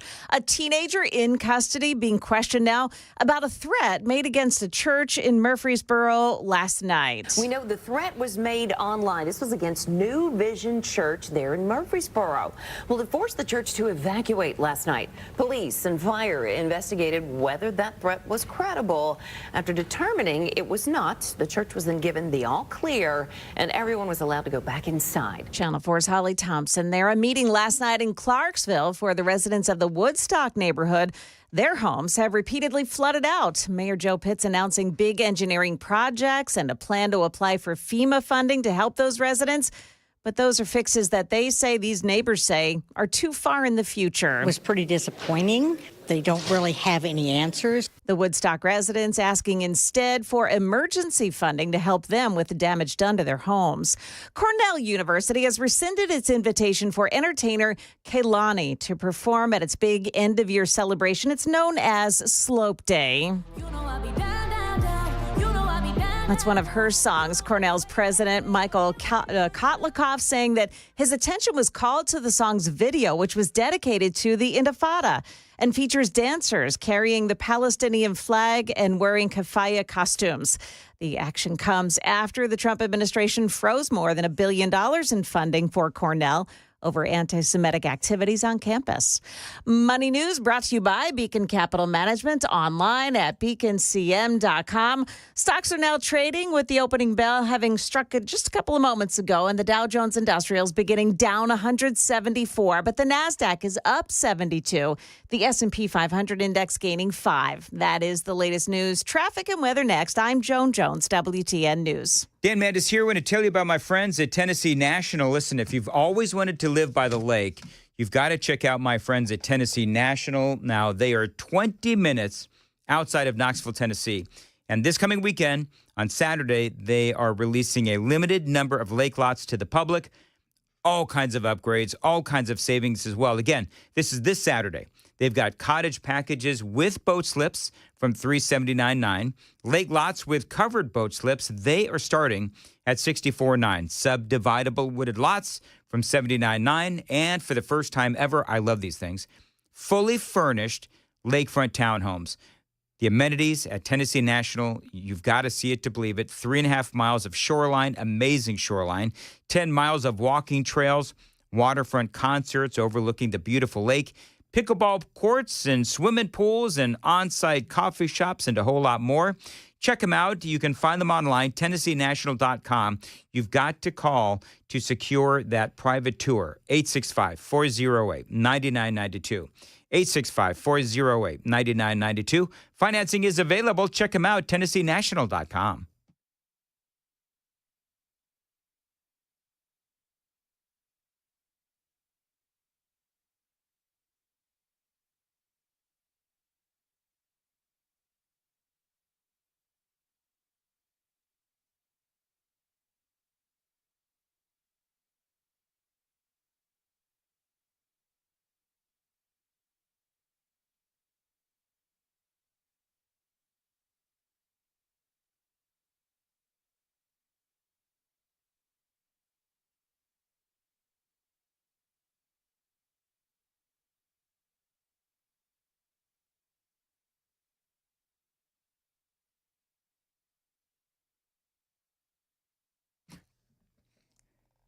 Dan Med is here for Contours. You can't do that and not tell us why you're laughing. You know what?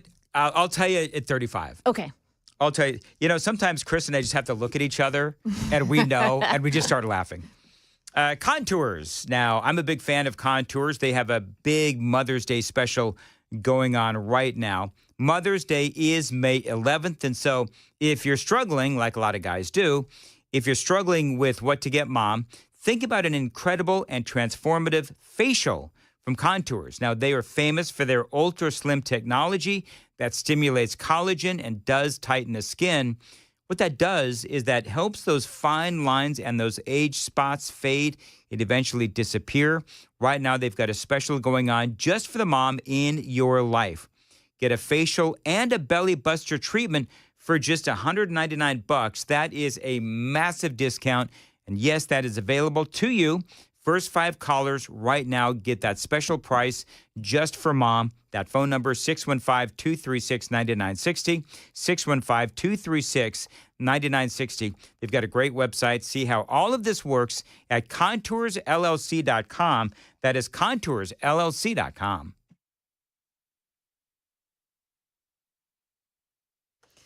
That crash on the right shoulder on 65 northbound right in Creve Hall still being worked on. It's 3 vehicles involved, and it's taken out the right shoulder there right at Harding Place. Blackman, an accident, 840 eastbound side, just past I-24, and there are reports that there are thunderstorms moving through the area that may be causing some delays as you head into traffic every 10 minutes every morning on Super Talk 99.7 WTN.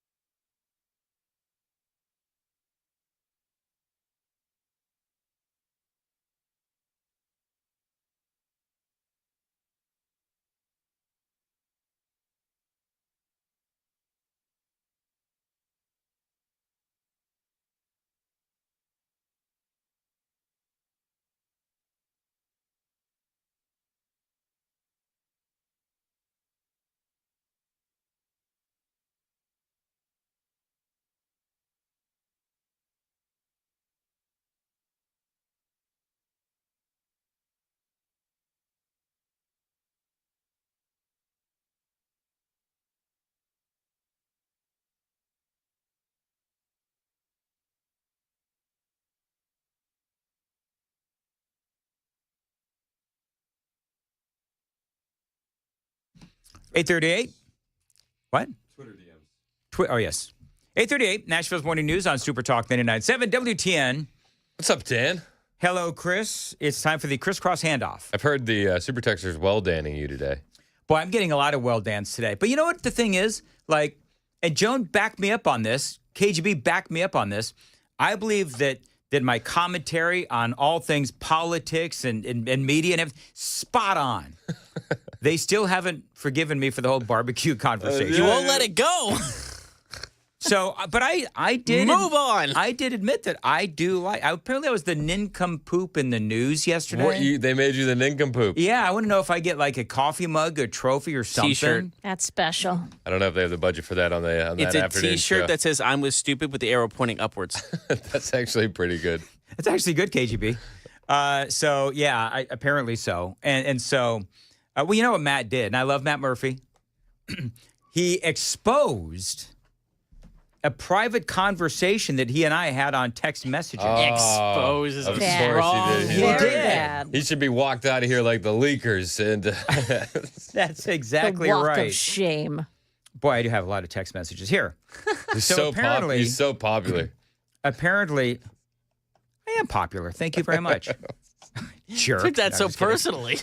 And I took My that Marconi personally. is the only friend I need. So at 2:13, when Murphy Show is doing show prep, so the quote is, "All barbecue tastes the same."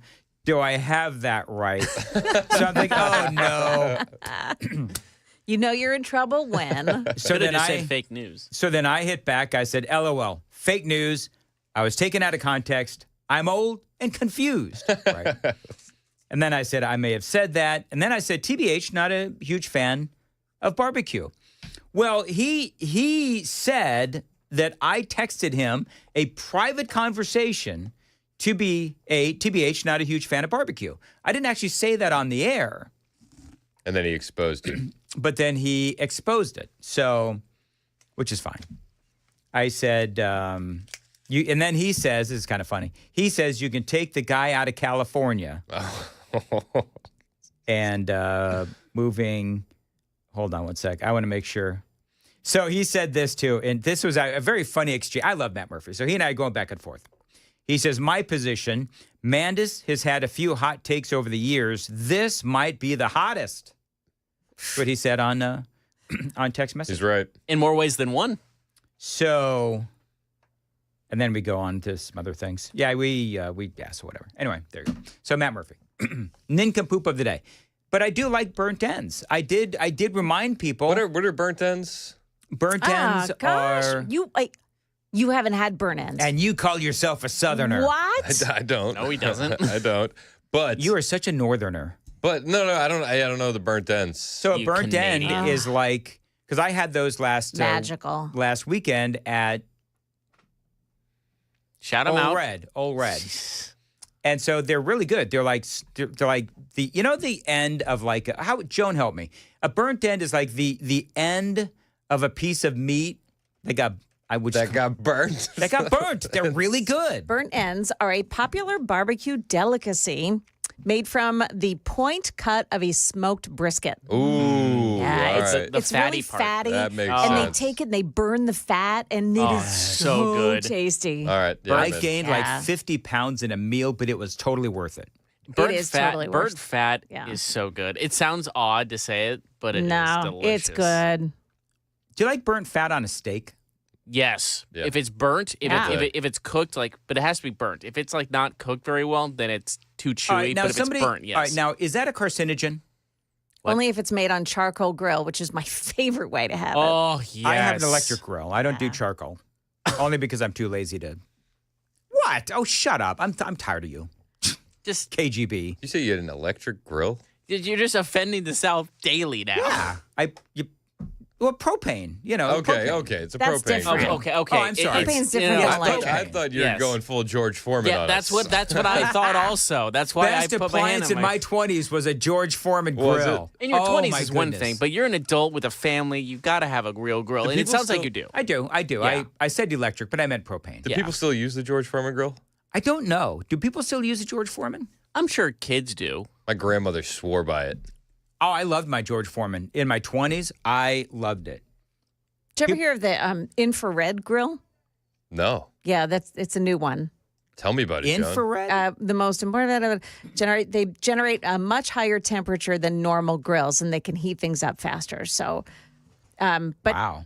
But it's not. You don't get the charcoal flavor. You don't get that burnt. Brad says in the text, pork belly burnt is also Pork belly burnt? Yeah. Okay. So I think I like some pork or some barbecue. I think I like some barbecue. I do. I just not the majority of it. And the ones you like taste just taste You're the same just as in the a ones you don't. 3-foot hole instead of a 6-foot hole now. whatever. And the parts that you like, the burnt ends, are the parts that most people cut off and throw away. That's what you like. But they shouldn't throw it away. Let's be real. Definitely not. Yeah, that's wasteful. I also came out earlier today. You did. I'm going to finish that statement. Stunning and brave. Stunning and brave, ladies and gentlemen. And I said I don't like beer. What else did I say? I don't like beer. Okay. And I'm not a fan of NASCAR. Okay. What else did Or I do? sweet tea. Or sweet tea, yeah. Yeah. The only thing that kept you afloat was loving the volunteers. But I like the volunteers. So there you go. Are you a beer drinker, Chris? No. All right. I'm not a drinker, Dave. Somebody yell Yeah. at Chris. Oh, yeah, that's right. I'm with him. I don't drink either, but I'm not. If you're a real Southerner, you have beer for breakfast. This is true. Fact check true. I saw a guy at the gas station. I saw a guy at the gas station buying beer this morning. It's early, It's bro. for later. This is early. Oh, I'm sure it's for later. 5 o'clock was 5 minutes ago. Lunch beers. It's 5 o'clock somewhere. Yep. Didn't the great Alan Jackson and You better get this right. no, don't tell me. Alan Jackson and the beach guy. Oh, the beach guy, not the beach guy. Oh, Dan, the text line is saying deport you back to the north. Featuring the beach guy. Dan, you're on the deportation list now. Somebody help me. Who is the... No, the guy who he died a couple years ago. You can do it, Dan. We believe in you. Pop. We'll wait. We're waiting. What was his name? Somebody help No, me. don't Google it. It's beach guy. I'm hoping somebody will do it on the... He's beach guy now. Don't text it in. I'm having a mind block. I clearly don't eat enough pork. There's a lot of good songs from Beach Guy. Back-to-back nincompoop of the day, Dan Mandis. Yeah, are you going for the high score? Going for back-to-back championships. I'm texting Murphy. Oh, this is so terrible. Beach This is so Guy. terrible. It featured Beach Guy. Is he talking about? Don't do it. Don't say it, Joe. Okay. This is killing me. Wow. Nobody is going to help me. Jimmy Buffett. That's who it is. Jimmy Buffett. Who let us down on the text line? Did you hurt yourself on that? I did. It's a brain cramp. Beach Guy. I got 2 tickets to Beach Guy. You want to go? I'd be hard-pressed to. He's dead. Yeah. I just texted Matt saying, I do not associate myself with Dan. Don't put me in his category. Man, whatever. So who was it that texted it in? Was it... Oh, come on, Brian. Everybody. Why did you guys do that? 2660 says Jimmy something. Oh, man. This is so good. I got tears in my eyes now. I'm sorry. I actually like Jimmy. The people love Beach Guy. Does that ever happen to you, though? Yes. It's like, what's the name of that guy? The other day, I couldn't think of the word designated. I just wanted to say that President Trump designated a gang a terrorist organization. I just sat here it must have been a minute. Me going like, what is the word I'm trying to come up with? Super texter Randy wants to know what the F is wrong with Dan. We've been wondering that for 12 years. Whatever. You know what? Moving right along. Beach Guy Hotel and Resort. This is my favorite cross probably of the year. That makes one of us. All right, you said you DM'd me something? Yeah. So Donald Trump has a new construction project over at the White House, which is pretty exciting. He's putting up 2 flagpoles. Did you know that there was no flagpole at the White House? Isn't that incredible? How is that possible? I don't know, but Donald Trump is going to right the wrong twice. All right, here we go. You said you were going up to the lawn for a flag. What was going on? We're putting up a beautiful, almost 100-foot tall American flag on this side and another one on the other side, 2 flags, top of the line. And they've needed flagpoles for 200 years. It was something I've often said, they don't have a flagpole per se. So we're putting one right where you saw us, and we're putting another one on the other side on top of the mounds. I love what he said. It's going to be 2 beautiful poles. I love when he said it's going to be the best quality. I wanted him to go, not made in China. There you go. But it reminded me, do you remember the Trump flagpole story? You don't know the famous one from 2006? No. Okay, so I remember it, but I couldn't remember Jimmy Buffett. So Trump installed an oversized American flag, described as either 15 by 25 or 20 by 30, on an 80-foot high flagpole at Mar-a-Lago. It violated local zoning ordinances. This is in 2006. So Palm Beach regulations capped the flag sizes at 4 by 6 and flagpole heights at 42 feet. The town started fining Trump every day for the violation because he had too big of a flag, so $250 per day. It escalated into a legal battle. Trump sued West Palm Beach for $25 million for violating his free speech rights. They negotiated, reached a settlement. He donated some money to a veterans organization, and they agreed that they would have a 50-foot flagpole. That's awesome. What they would do. So then Trump decided to make a 20-foot hill to put the flagpole on top of at Mar-a-Lago. Are you kidding me? To get it back to the size that it would have been before they negotiated. Don't mess with him. Yes. Do you know what I can't wait for? You know what? He's also paying for these ones at the White House. He's paying for it out of his own pocket. Do you know what I can't wait for? What? Like if the Democrats end up in the White House and they try to take it down, and they take down the American flags at the White House. They won't. You know what they'll do? It'll be a pride flag on one side and a trans flag on the other. That's exactly right. All right. I don't know if you covered this. Jasmine Crockett, how she is now challenging Trump to an IQ test. Yes. Did you hear this? Yes. He also called you low IQ. I'm sure you're aware of that. Would you be willing to take an IQ test publicly, head-to-head against the President of the United States? Absolutely. So here's what I like. So as she is bragging about how smart she is with her IQ, listen to this answer to a question. You know, I think that it's fair that, people are like, yo, this is a joke, right? 5 likes in 2.5 seconds. In a 4.5 second soundbite. Did you count? Did you notice that? See if you can count. You know, I think that it's fair that, people are like, yo, this is a joke, right? 5. There's 5. 5 likes. Yo. This is a joke, right? That's what I thought when I realized the Democrat Party was pushing her as the main candidate. Oh yeah, it's insanity. Yo, this is a joke, right? Speaking of remember to comment, and subscribe to our YouTube channel. See what I did there? Sure did. You're welcome. I want you to hear Brought that. everything to a halt. Hold on, everybody. I want everyone to notice the silence that followed KGB's comment. That's what we try to avoid, KGB. As long as I did insult the entire South. I don't know about you, but whatever. Everybody loves Beach Guy. Yeah. Okay. You tried. I give you credit. God. You tried to turn that around on me, but it was unfruitful. I'm old and I'm confused. It's gonna be that's got to be my excuse going forward. I love it. Every time I shank something, I'm old and I'm confused. I'm a feeble old man. No jury would convict me. All right, you know what? the jury that is WTN. Oh, trust me, I've been you're convicted guilty. many times. So you know what I did earlier? You may have heard it. Somehow, my old and confused mind, I saw the word Kiev, and I completely shanked it. What did you say?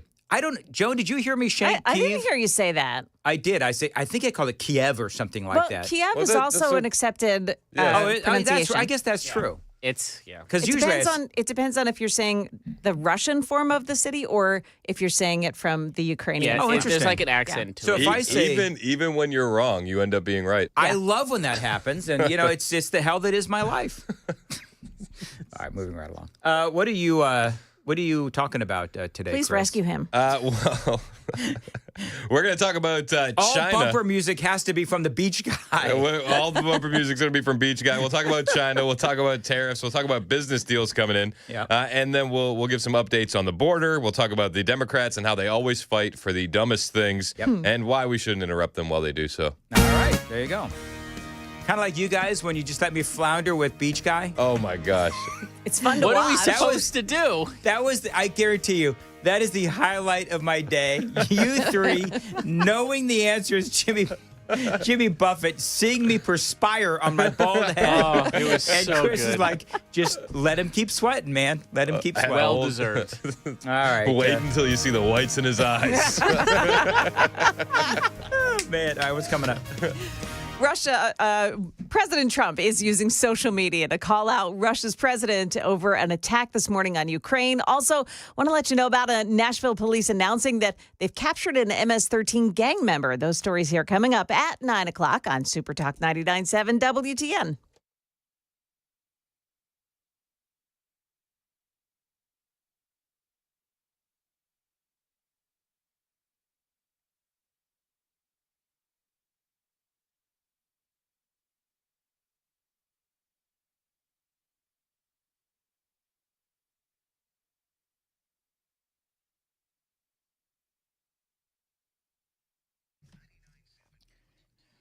Now, what I want to know is, on Murphy's show, has there ever been a nincompoop in the news 2 days in a row? I think we're going to find out. Because I think that this might be an opportunity for Murphy. Anyway, moving right along. 8:55, Nashville's Morning News on WTN. Dan Mann is here giving you the update on one of my favorite parties of the year, the Glock Store's 5th annual open house. Now, it is happening Saturday, May 31st. I've been to the previous 4. These things are incredible. Now, every year, what they do is they throw open the doors. They welcome all of Nashville to come on in and join the fun. Now, the open house is famous for their incredible raffles, and this year, they'll be nonstop all day long, giving you the best chance to win some really great gear, including a custom Glock handgun. And by the way, even if you don't win a raffle, there'll be incredible deals on all things Glock, including Glocks. So the deals are so good that you're just going to have to be there to believe them.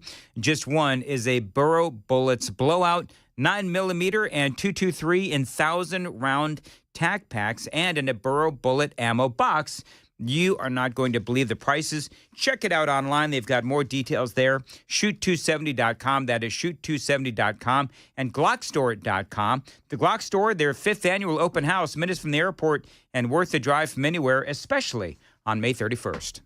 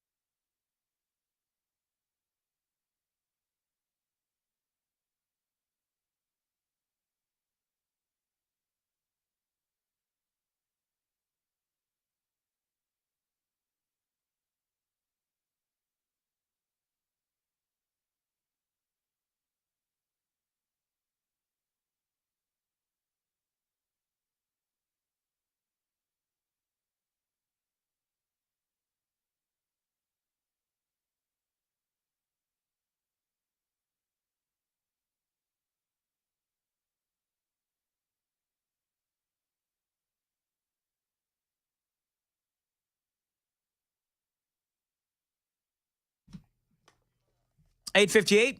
Dan Mandis here on Super Talk 99.7. I want to tell you about my friends at Stoltz Co. Now, they are the premier pole barn builders in the state of Tennessee. You know, putting up a pole barn from Stoltz Co., it could increase the value of your land big time. And they're really flexible. You can use your new pole barn from Stoltz Co. for literally anything.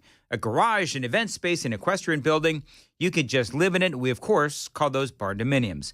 Pole barns from Stoltz Co. Indeed, they are flexible and they are built really well. You can also, by the way, plan ahead and build your retirement home. Call them and tell them Dan Mandis told you to reach out. Tell them what you need. They can build it for you. 615-622-5992. 615-622-5992. You can also find them on Instagram and Facebook as well, or at their website, STOLTZCO, stoltzco.com.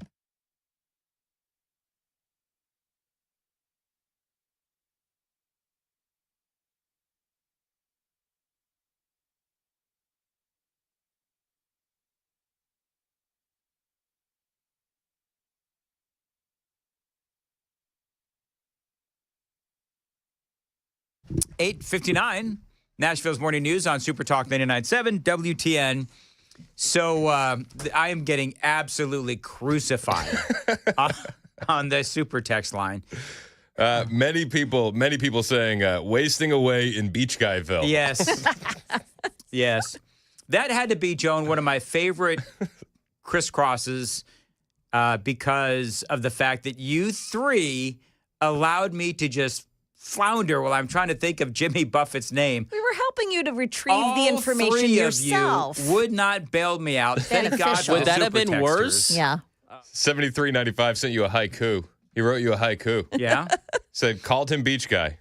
Buffett lost in warm sea breeze. Dan shrugs, close enough. And the end